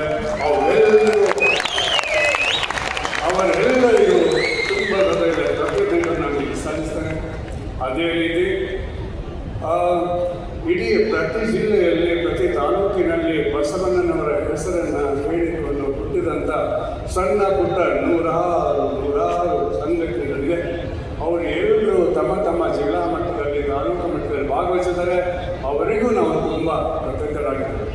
ಇಷ್ಟು ಹೇಳಿ ಈ ಸಂಸ್ಥೆಗಳ ಎಲ್ಲ ಜನರು ಭಾಗವಹಿಸಿ ಎಲ್ಲ ರೀತಿಯಲ್ಲಿ ಸಹಾಯ ಮಾಡಿದ್ದರಿಂದ ಶ್ರೀಗಳು ಹಾಕಿಕೊಂಡಂಥ ಈ ಭವ್ಯ ಕಾರ್ಯಕ್ರಮ ಅವರ ಮಾರ್ಗದರ್ಶನದಲ್ಲಿ ನಿಮ್ಮೆಲ್ಲರ ಕ್ರಿಯಾತ್ಮಕ ಭಾಗವಹಿಸುವಿಕೆಯಿಂದ ಅತ್ಯಂತ ಅದ್ಭುತವಾಗಿ ಯಶಸ್ವಿಯಾಗಿ ಇವತ್ತು ಸಮಾರೋಪ ಕಾಣ್ತದೆ.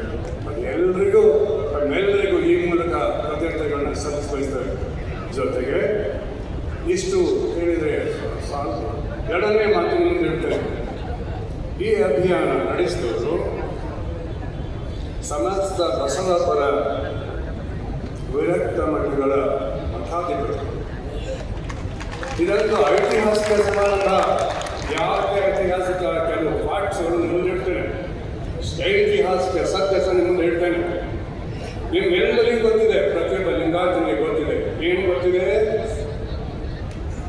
ಬಸವ ಧರ್ಮ ಅಥವಾ ವಚನ ಧರ್ಮ ಅಥವಾ ಶರಣ ಧರ್ಮ, ಅದರ ಶಾರ್ಟ್ ಫಾರ್ಮ್ ಲಿಂಗಾಯತ, ಹುಟ್ಟಿದ್ದು ಬಸವಣ್ಣನವರ ಕಾಲದಲ್ಲಿ, ಬಸವಣ್ಣನವರಿಂದ ಶರಣರಿಂದ 12ನೇ ಶತಮಾನದಲ್ಲಿ 900 ವರ್ಷಗಳು ಮುಕ್ತಾಯವಾಗ್ತಾ ಬಂದಿದೆ.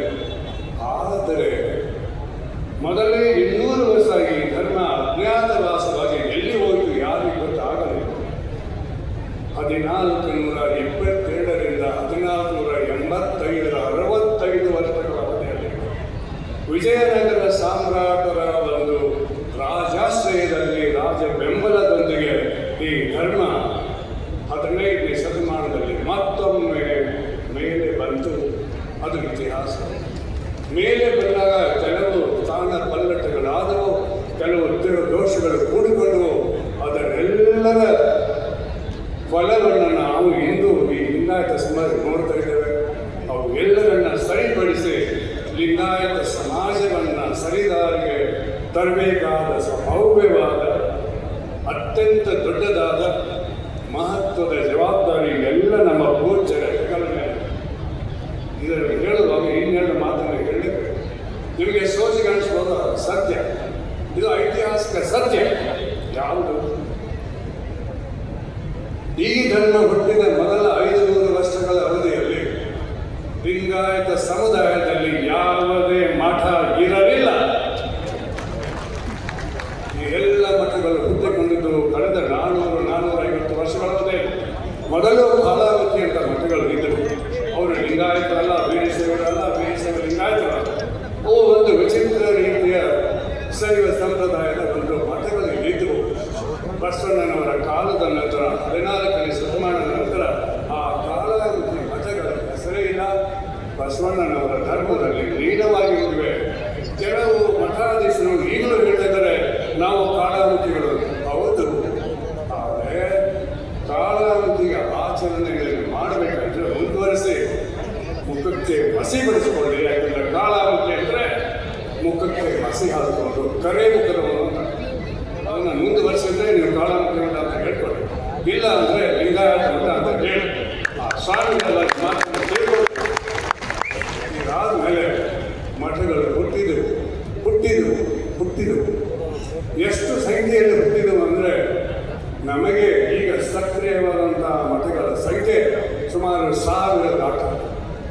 ಇಷ್ಟು ದೊಡ್ಡ ಪ್ರಮಾಣದ ಮಠಗಳು ಈ ದೇಶದ ಯಾವುದೇ ಸಮುದಾಯದಲ್ಲಿ ಇರಲಿಕ್ಕೆ ಸಾಧ್ಯ ಅನ್ನುವಂಥ ಪರಿಸ್ಥಿತಿ ಲಿಂಗಾಯತಗಳಿದೆ. ಇಷ್ಟು ದೊಡ್ಡ ಪ್ರಮಾಣದಲ್ಲಿ ಲಿಂಗಾಯತ ಮಠಗಳಿದೆ. ನಿಮಗೆ ಗೊತ್ತಿದೆ, ಹಿಂದೂಗಳು ಅದರ ಬಗ್ಗೆ ಮಾತಾಡಬೇಕು. ಈ ಮಠಗಳು ಹುಟ್ಟಿದ 400 ವರ್ಷಗಳಲ್ಲಿ ಆವತ್ತಿನಿಂದ ಇವತ್ತು ಮಠಗಳು ಕೆಲಸ ಮಾಡ್ತೇವೆ, ಇತ್ತೀಚೆಗೆ ಹುಡ್ಕೊಂಡಿವೆ, ಕೆಲವು ನಾಶವಾಗಿ ಹೋಗಿವೆ. ಆದರೆ ಇಷ್ಟೊಂದು ದೊಡ್ಡ ಪ್ರಮಾಣದಲ್ಲಿ ಇದ್ದಂತಹ ಈ ಮಠಗಳು ಇದ್ರೂ ಕೂಡ ಚಾತುರ್ಯ ವರ್ಣ ವ್ಯವಸ್ಥೆಯ ವಿರುದ್ಧವಾಗಿ ಜಾತಿಯ ನಾಶಕ್ಕಾಗಿ ಹುಟ್ಟಿದ ಈ ಧರ್ಮದಲ್ಲಿ ಇವತ್ತು 104 ಜಾತಿಗಳು ಹೇಗೆ ಹುಟ್ಟಿಕೊಂಡವೋ ಸ್ವಲ್ಪ ವಿಚಾರ ಮಾಡಿ ನಾನು ಉತ್ತರ ಹೇಳೋದಿಲ್ಲ. ಪ್ರಶ್ನೆ ಕೇಳಿದರೆ ಉತ್ತರ ವಿಚಾರ ಮಾಡಲಿಕ್ಕೆ ಹೇಳ್ತೀನಿ. ಯಾವಾಗ ಹುಟ್ಟಿಕೊಂಡವು ಈ ಜಾತಿಗಳೆಲ್ಲ? ಯಾಕೆ ಹುಟ್ಟಿಕೊಂಡವು? ಈ 3 ಪ್ರಶ್ನೆಗಳಿಗೆ ನಿಮ್ಮಲ್ಲಿ ಪ್ರತಿಯೊಬ್ಬರು ವಿಚಾರ ಮಾಡಿ ಪ್ರಶ್ನೆಗಳಿಗೆ ಉತ್ತರ ನೀವೇ ಕಂಡುಕೊಳ್ಳಿ. ನಾನು ಹೇಳೋದಿಲ್ಲ, ಆದರೆ ಹೆಚ್ಚಿನ ಬಹಿರಂಗ ಚರ್ಚೆಗಳನ್ನು ಹೋಗೋದಿಲ್ಲ. ಇಲ್ಲಿ ಸೇರಿದ ಮಠಾಧಿಪತಿಗಳು ಸುಮಾರು 350ಕ್ಕೂ ಹೆಚ್ಚಿದ್ದಾರೆ. ಇವರು 400 ಬರ್ತಾ ಇದ್ದಾರೆ. ಇಲ್ಲಿ ಹೊರಗಡೆ ಸೇರಲಾದಂಥ ಮಠಗಳು ಇನ್ನೂ ಒಂದು 300 ವಿರಕ್ತ ಮಠಗಳು ಇದೆ. ಯಾಕೆ ಸೇರಿಲ್ಲ ಅವರೆಲ್ಲ? ಯಾಕೆ ಹಿಂದೆ ನೋಡ್ತಾ ಇದ್ದಾರೆ? ವಿರಕ್ತ ಮಠಗಳ ಪೀಠಾಧಿಪತಿಗಳಾಗಿ ಈ ಒಕ್ಕೂಟವನ್ನು ಸೇರಲಿಕ್ಕೆ ಇವರು ಯಾಕೆ ಇದು ನೋಡ್ತಾ ಇದ್ದಾರೆ? ಆ ಮಾತನ್ನು ನಾವು ವಿಚಾರ ಮಾಡಿ ಹೇಳೋದು. ಆದ್ದರಿಂದ ಅಂತಹ ಒಂದು ಮಠಗಳ ಒಕ್ಕೂಟ ಇದು ಆಗಬೇಕು. ಅದು ಆಗಿದೆ. ಈ ಒಕ್ಕೂಟದ ಮೇಲೆ ಅತ್ಯಂತ ಮಹತ್ವದ ಜವಾಬ್ದಾರಿ ಇದೆ. ಈ ಜವಾಬ್ದಾರಿಯನ್ನು ಅರಿತುಬಿಟ್ಟು 3 ವರ್ಷಗಳ ಹಿಂದೆ ಮಠಾಧೀಶರ ಒಕ್ಕೂಟ ಅಸ್ತಿತ್ವದಲ್ಲಿ ಬಂದಿದೆ. ಇದು ಅತ್ಯಂತ ಐತಿಹಾಸಿಕವಾದ ಘಟನೆ. ಈ ಐತಿಹಾಸಿಕ ಘಟನೆ, ಸಂಘಟನೆ, ಒಕ್ಕೂಟ ಮುಂದುವರಿದರೆ ಮಾತ್ರ ಬಸವ ತತ್ವದ ಪ್ರಚಾರವಾದೀತು, ಬಸವ ಸಂಸ್ಕೃತಿಯ ಪ್ರಚಾರವಾದೀತು. ಅಂಥ ಒಂದು ಮಹತ್ತರ ಗುರಿಯನ್ನಿಟ್ಟುಕೊಂಡು ಈ ಒಕ್ಕೂಟ ಅಸ್ತಿತ್ವದಲ್ಲಿ ಬಂದು ಅವರು ಕಳೆದ 4 ವರ್ಷಗಳಿಂದ ಪ್ರಥಮವಾಗಿ ಹಮ್ಮಿಕೊಂಡಂಥ ಅತಿ ದೊಡ್ಡ ಕಾರ್ಯಕ್ರಮ ಇದು. ನೀವು ಅದಕ್ಕೆ ಸಾಕ್ಷಿಗಳಾಗಿದ್ದೀರಿ. ಇದು ಮುಂದುವರಿಬೇಕಾಗಿತ್ತಂದರೆ ಇಲ್ಲಿ ಅವರೆಲ್ಲ ಪ್ರತಿಜ್ಞೆ ಮಾಡಿದ್ದಾರೆ, ಬಸವ ನಿಷ್ಠೆಯನ್ನು ಪ್ರತಿಜ್ಞೆ ಮಾಡಿದ್ದಾರೆ. ಅದರ ಬಗ್ಗೆ ನಾನು ಯಾರು ಹೇಳಕ್ಕೆ ಹೋಗಿಲ್ಲ. ಆದರೆ ಈ ಸಂಸ್ಥೆ ಬರೀ ಮುಂದುವರಿಬೇಕು, ಒಕ್ಕೂಟ ದೊಡ್ಡದಾಗಬೇಕು, ವಿರಕ್ತ ಮಠಗಳ ಎಲ್ಲ ಮಠಾಧೀಶರು ಹೊರಗುಳಿದವರಿಗೆ ಸದಸ್ಯರಾಗಬೇಕು. ಆವಾಗ ಮಾತ್ರ ಬಸವ ಪ್ರಜ್ಞೆ ಜಾಗೃತವಾಗಬಹುದು. ಆವಾಗ ಮಾತ್ರ ಈ ವಿರಕ್ತ ಮಠಗಳು ಮಾಡುವ ಕಾರ್ಯ ಸಾರ್ಥಕವಾಗಬೇಕು. ಈಗ ಪ್ರಾರಂಭವಾಗಿದೆ. ಇದು ಪ್ರಾರಂಭ ಮಾತ್ರ, ಇದು ಸಮಾರಂಭ. ಈ ಸಮಾರಂಭ ಕೇವಲ 30 ದಿವಸಗಳ ಕಾರ್ಯಕ್ರಮವಾಗಿ ಮಾತ್ರ. ಯಾಕೆ ಅಂತಂದರೆ 300 ವರ್ಷಗಳಿಂದ ಹಾದಿ ಬಿಟ್ಟಂಥ ಲಿಂಗಾಯತ ಸಂಸ್ಕೃತಿ, ಬಸವ ಸಂಸ್ಕೃತಿಯನ್ನು ಸರಿದಾರಿಗೆ ತರ್ತಕ್ಕಂಥ ಅತ್ಯಂತ ಗಂಭೀರ ಮಹತ್ವದ ಜವಾಬ್ದಾರಿ ಈ ಸಮಸ್ತ ಮಠಗಳಿದೆ. ಅದನ್ನು ಅವರು ನಡೆಸಿಕೊಡ್ತಾರೆ ಅನ್ನುವಂಥ ಭರವಸೆ ನಮಗಿದೆ. ನಾವೆಲ್ಲರೂ ಇದೇ ರೀತಿಯಲ್ಲಿ ಅವರ ಬೆಂಬಲಕ್ಕೆ ನಿಲ್ಲೋಣ, ಹಿಂದೆ ನಿಲ್ಲೋಣ, ಸಮಾಜವನ್ನು ಕಟ್ಟೋಣ ಅನ್ನೋದ್ರ ಮಾತನ್ನು ಹೇಳಿ ಅದರ ಬಗ್ಗೆ ಮುಗಿಸ್ತೇನೆ. ಕೊನೆಯದಾಗಿ ಇವತ್ತು ನಾವೆಲ್ಲರೂ ಸೇರಿ ಮಠಾಧೀಶರ ಒಕ್ಕೂಟದ ವತಿಯಿಂದ ಅಭಿನಂದನೆ ಸಲ್ಲಿಸ್ತಕ್ಕಂಥದ್ದು, ಗೌರವಿಸ್ತಕ್ಕಂಥ ವ್ಯಕ್ತಿಯ ಬಗ್ಗೆ ನಾನು 4 ಮಾತುಗಳನ್ನು ಹೇಳಬಹುದರೆ ನನ್ನ ಕರ್ತವ್ಯ ಚ್ಯುತಿಯಾಗಿದೆ. ಅದರ ಬಗ್ಗೆ ಸನ್ಮಾನ್ಯ ಸಿದ್ದರಾಮಯ್ಯನವರ ಬಗ್ಗೆ ನಾನು ಕೆಲವು ಮಾತುಗಳನ್ನು ಸಾರ್ವಜನಿಕವಾಗಿ ಹಂಚ್ಕೊಂಡು ಬಯಸ್ತೇನೆ. ನೀವು ಯಾರು ನಾನು ಚಮಚಾಗಿರಿ ಮಾಡ್ತಾ ಇದ್ದೀನಿ, ಅತಿಶಕ್ತಿ ಮಾಡ್ತಾ ಇದ್ದೀನಿ, ರಾಜಕೀಯವಾಗಿ ಲಾಭ ಪಡ್ಕೊಳ್ಳೋಕೆ ಮಾಡ್ತಿದ್ದೀನಿ, ಅದು ಯಾವ ಸಾಧ್ಯ ಇಲ್ಲ. 35 ವರ್ಷಗಳ ನನ್ನ ಸಾರ್ವಜನಿಕ ಜೀವನದಲ್ಲಿ ಯಾವುದೇ ರಾಜಕಾರಣಿಗಳಿಂದ ಯಾವುದೇ ಸಾಧನೆ ಕೇಳಿಲ್ಲ. ರಿಟೈರ್ ಆಗಿ 12 ವರ್ಷದಲ್ಲಿ ಕೇಳುವ ಅಗತ್ಯವೇ ನನಗೆ. ಆದರೆ ಸತ್ಯವನ್ನು ಪ್ರತಿಪಾದಿಸುವ, ಸಾರ್ವಜನಿಕರ ಮುಂದೆ ಇಡುವ ಕರ್ತವ್ಯ ನನ್ನದು. ಅದರ ಬಗ್ಗೆ 4 ಮಾತುಗಳನ್ನು ಹೇಳ್ತೇನೆ, ದಯವಿಟ್ಟು ಯಾಕೆಂದರೆ ಯಾರನ್ನು ನಾವು ಇವತ್ತು ಗೌರವಿಸ್ತಾ ಇದ್ದೇವೆ, ಆ ಗೌರವಕ್ಕೆ ಅವರು ಎಷ್ಟು ದೊಡ್ಡ ಪ್ರಮಾಣದಲ್ಲಿ ಅರ್ಹರಾಗಿದ್ದಾರೆ ಅನ್ನೋದನ್ನು ಮುಚ್ಚಿ ಬಿಡಲಿಕ್ಕಂದರೆ ಇದು ಕೇವಲ ವಾಸ್ತವಿಕವನ್ನು ಕಾರಣ ಆಗ್ಬೋದು. ಮೊದಲೇ ಇಡೀ ರಾಜ್ಯದ ಪ್ರಥಮ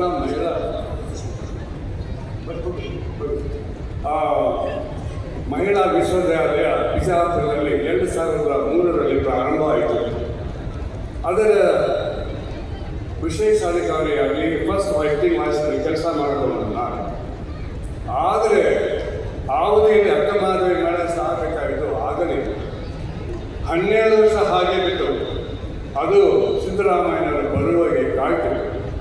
ಸಿದ್ದರಾಮಯ್ಯವರು ಮುಖ್ಯಮಂತ್ರಿಗಳಾಗಿ ಬಂದರು. ಮಹಿಳಾ ವಿಶ್ವವಿದ್ಯಾಲಯಕ್ಕೆ ಅಕ್ಕಮಹಾದೇವಿ ಮಹಿಳಾ ವಿಶ್ವವಿದ್ಯಾಲಯ ಹೆಸರು ಇಟ್ಟರು. ಅವರು ಮಾಡಿದ ಮನೆಗಳು. ಎರಡನೇದು, ಬಸವಣ್ಣನವರ ಭಾವಚಿತ್ರವನ್ನು ಎಲ್ಲ ಕಚೇರಿಗಳಲ್ಲಿ ಹಾಕಬೇಕು ಅನ್ನೋಂಥ ಆದೇಶವನ್ನು ಅವರು ಕೊಟ್ಟರು. ಆದರೆ ಅನೇಕ ವಿರಕ್ತ ಮಠಗಳಲ್ಲಿಯೇ ಈಗ ಬಸವಣ್ಣನ ಭಾವಚಿತ್ರ ಇಲ್ಲದೇ ಇರುವಾಗ ಸರ್ಕಾರದ ಎಲ್ಲ ಕಚೇರಿಗಳಲ್ಲಿ ಭಾವಚಿತ್ರ ಹಾಕುವ ಆದೇಶ ಕೊಟ್ಟಿದ್ದು. ಮಾನ್ಯ ಮುಖ್ಯಮಂತ್ರಿಗಳು ಬರ್ತಾ ಇದ್ದಾರೆ, 1-2 ನಿಮಿಷ ಕುತ್ಕೊಂಡು ಮಾಡ್ಕೊಂಡು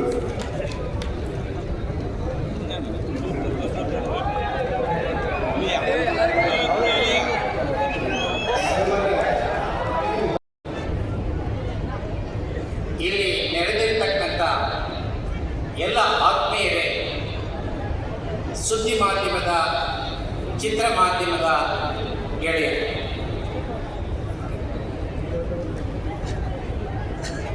ಈ ಹಿಂದೆ ಸಾಣೇಹಳ್ಳಿ ಸ್ವಾಮೀಜಿಯವರ ನೇತೃತ್ವದಲ್ಲಿ ಮತ್ತೆ ಕಲ್ಯಾಣದಂಥ ಅಭಿಯಾನದಲ್ಲಿ ನಾನು ಭಾಗವಹಿಸಿದೆ. 2ನೇ ಸುತ್ತಿನ ಅಭಿಯಾನದಲ್ಲೂ ನಾನು ಭಾಗವಹಿಸಿದೆ. ಇವತ್ತು ಬಸವ ಸಂಸ್ಕೃತಿ ಅಭಿಯಾನದಲ್ಲೂ ಭಾಗವಹಿಸೋಕ್ಕೆ ಅವಕಾಶ ಮಾಡಿಕೊಟ್ಟಿರ್ತಕ್ಕಂಥ ಪೂಜ್ಯರಿಗೆ ಹಾಗೂ ತಮ್ಮೆಲ್ಲರಿಗೂ ನಾನು ಆಭಾರಿಯಾಗಿದ್ದೇನೆ. ನನ್ನ ಕೃತಜ್ಞತೆಗಳನ್ನು ಸಲ್ಲಿಸ್ತಾ ಇದ್ದೇನೆ.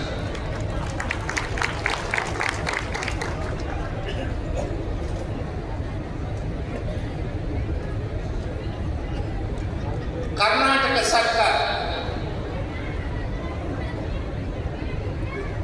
ನನ್ನ ಅಧ್ಯಕ್ಷತೆಯಲ್ಲಿ ನೀಡಿರ್ತಕ್ಕಂಥ ಆಯೋಗದ ವರದಿಯನ್ನು ಒಪ್ಪಿ ಕೇಂದ್ರ ಸರ್ಕಾರಕ್ಕೆ ಶಿಫಾರಸು ಮಾಡಿ ಯಾವುದೇ ಸಕಾರಣ ನೀಡದೆ ಕೇಂದ್ರ ಸರ್ಕಾರ ರಾಜ್ಯ ಸರ್ಕಾರದ ಶಿಫಾರಸನ್ನು ಹಿಂದಿರಿಸಿ ಸ್ಪಷ್ಟನೆಯನ್ನು ನೀಡಿ ವಿವರಣೆಯನ್ನು ನೀಡಿ ರಾಜ್ಯ ಸರ್ಕಾರ ಕೇಂದ್ರ ಸರ್ಕಾರಕ್ಕೆ ಮತ್ತೊಂದು ಸಲ ಮಂಡಿಸಬೇಕು. ಲಿಂಗಾಯತ ಧರ್ಮನ ಧಾರ್ಮಿಕ ಅಲ್ಪಸಂಖ್ಯಾತರು ಎಂದು ಘೋಷಿಸಬೇಕು ಅಂತ ಮನವಿ ಮಾಡಬೇಕು ಅಂತೇಳಿ ನಾನು ರಾಜ್ಯ ಸರ್ಕಾರದಲ್ಲಿ ಒತ್ತಾಯ ಮಾಡುತ್ತಿದ್ದೇನೆ. ಬಂಧುಗಳೇ, ಎಲ್ಲಿಯವರೆಗೂ ಲಿಂಗಾಯತ ಧರ್ಮಕ್ಕೆ ಧಾರ್ಮಿಕ ಅಲ್ಪಸಂಖ್ಯಾತರ ಮಾನ್ಯತೆ ಸಿಗೋದಿಲ್ಲ ಅಲ್ಲಿಯವರೆಗೂ ಹೋರಾಟ ಮುಂದುವರಿಬೇಕು.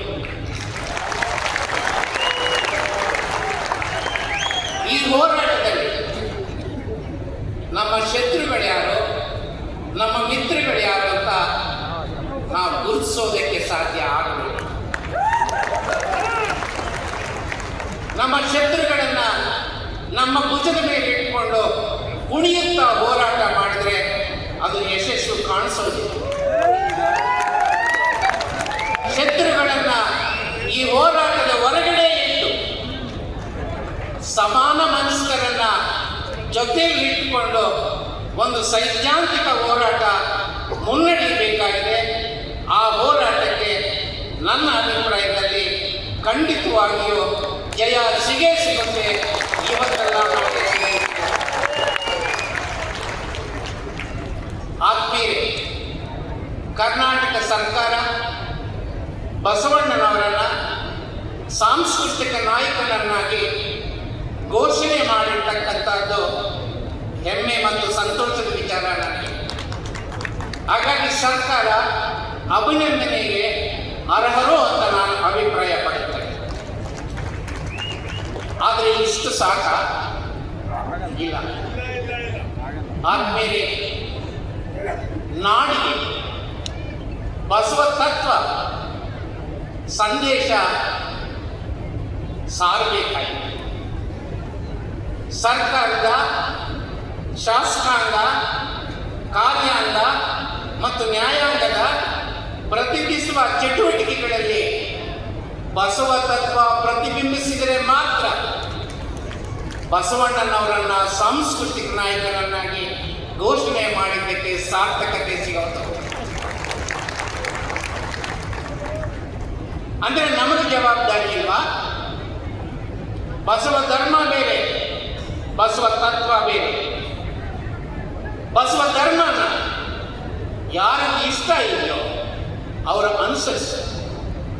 ಆದರೆ ಬಸವ ತತ್ವ ಕರ್ನಾಟಕ ರಾಜ್ಯದ ಜನತೆಗೆ ಮಾತ್ರ ಅಲ್ಲ, ಭಾರತ ದೇಶದ ಜನತೆಗೆ ಮಾತ್ರ ಅಲ್ಲ, ಜಗತ್ತಿನ ಎಲ್ಲ ಮಾನವರಿಗೆ, ಪ್ರಾಣಿಗಳಿಗೆ, ಜೀವರಾಶಿಗಳಿಗೆ ಅಗತ್ಯವಾಗಬೇಕಾಗಿರ್ತಕ್ಕಂಥ ತತ್ವ ಅದು ಬಸವ ತತ್ವ. ಆ ಬಸವ ತತ್ವವನ್ನು ಅನುಷ್ಠಾನಗೊಳಿಸೋದಕ್ಕೆ, ಜನರಲ್ಲಿ ಅರಿವನ್ನು ಮೂಡಿಸೋದಕ್ಕೆ ನನ್ನ ಅನುಭವದಲ್ಲಿ ಇಷ್ಟೊಂದು ಮಹನೀಯರು, ಇಷ್ಟೊಂದು ಪೂಜ್ಯರು ಮಠದಿಂದ ಹೊರಗಡೆ ಬಂದರು, ಪೀಠದಿಂದ ಹೊರಗಡೆ ಬಂದರು, ಜನರ ಮಧ್ಯೆ ಹೋದರು, ಬೀದಿಯಲ್ಲಿ ನಡೆದಾಡಿದ್ರು, ಬಸವ ಸಂಸ್ಕೃತಿಯನ್ನು ಬೇಕಿದ್ರು. ಇದು ನಿರಂತರವಾಗಿ ನಡೀಬೇಕು. ಆ ದಿಕ್ಕಿನಲ್ಲಿ ಪೂಜ್ಯರು ಮಾಡಿರ್ತಕ್ಕಂಥ ಒಂದು ತಿಂಗಳ ಅಭಿಯಾನ ಏನಿದೆ ಅದಕ್ಕೆ ನಾವು ಶರಣು ಶರಣು ಶರಣ. ಸಾಣೆ ಸ್ವಾಮೀಜಿಯವರು ಕಾರ್ಯಕ್ರಮದಲ್ಲಿ ನಾನು ಕಾಯಕ ಸಂಸ್ಕೃತಿ ಬಗ್ಗೆ ಮಾತಾಡಬೇಕು ಅಂತ ಸೂಚನೆ ನೀಡಿದ್ದ. ನನಗೆ ನೀಡಿರ್ತಕ್ಕಂಥ ಸಮಯದ ಇತಿಮಿತಿನಲ್ಲಿ ನನ್ನ 4 ಮಾತುಗಳನ್ನು ಈ ಒಂದು ವಿಚಾರಕ್ಕೆ ಸಂಬಂಧಪಟ್ಟಂತೆ ಹಂಚಿಕೊಳ್ಳುವ ಒಂದು ಪ್ರಯತ್ನ ಮಾಡಿದೆ. ಭಾರತ ದೇಶದಲ್ಲಿ 4635 ಜಾತಿಗಳು ಉಪಜಾತಿಗಳಿವೆ. ಈ ಜಾತಿ ವ್ಯವಸ್ಥೆ ಮಹಿಳೆಯರು, ಶೂದ್ರರು, ಅಸ್ಪೃಶ್ಯರು, ದುಡಿಯುವ ಜನ ಇವರ ಶ್ರಮದಿಂದ ಉತ್ಪತ್ತಿಯಾಗುವ ಸಂಪತ್ತು ಉಳಿದ ಪರಾವಲಂಬಿಗಳು ಅನುಭವಿಸುತ್ತಿದ್ದಾರೆ. ಶ್ರಮಜೀವಿಗಳು ರಾತ್ರಿ ಹಗಲು ದುಡಿದರು 2 ಹೊತ್ತು ಊಟ ದಕ್ಕಿಸಿಕೊಳ್ಳುವುದಕ್ಕೆ ಸಾಧ್ಯವಾಗುತ್ತಿರಲಿಲ್ಲ. ಈ ಶ್ರಮಜೀವಿಗಳನ್ನು ಶಿಕ್ಷಣದಿಂದ, ಆಡಳಿತದಿಂದ, ಆಸ್ತಿಯ ಹಕ್ಕಿನಿಂದ ಆಯುಧಗಳನ್ನು ಹೊಂದದಂತೆ ವಂಚಿಸಿದೆ. ಕಡು ಬಡತನ, ದಾರಿದ್ರ್ಯ, ಹಿಂಸೆ, ಶೋಷಣೆ, ದಬ್ಬಾಳಿಕೆ, ಸಾಮಾಜಿಕ ಅವಮಾನಕ್ಕೆ ಗುರಿಪಡಿಸಿದೆ. ಗುಲಾಮರಂತೆ ನಡೆಸಿಕೊಂಡರು. ಇಂತಹ ಕ್ರೂರ ವ್ಯವಸ್ಥೆಯ ವಿರುದ್ಧ, ಅಮಾನವೀಯ ಸ್ಥಿತಿಯ ವಿರುದ್ಧ ಎದ್ದ ಧ್ವನಿಯೇ ವಚನ ಚಳವಳಿ.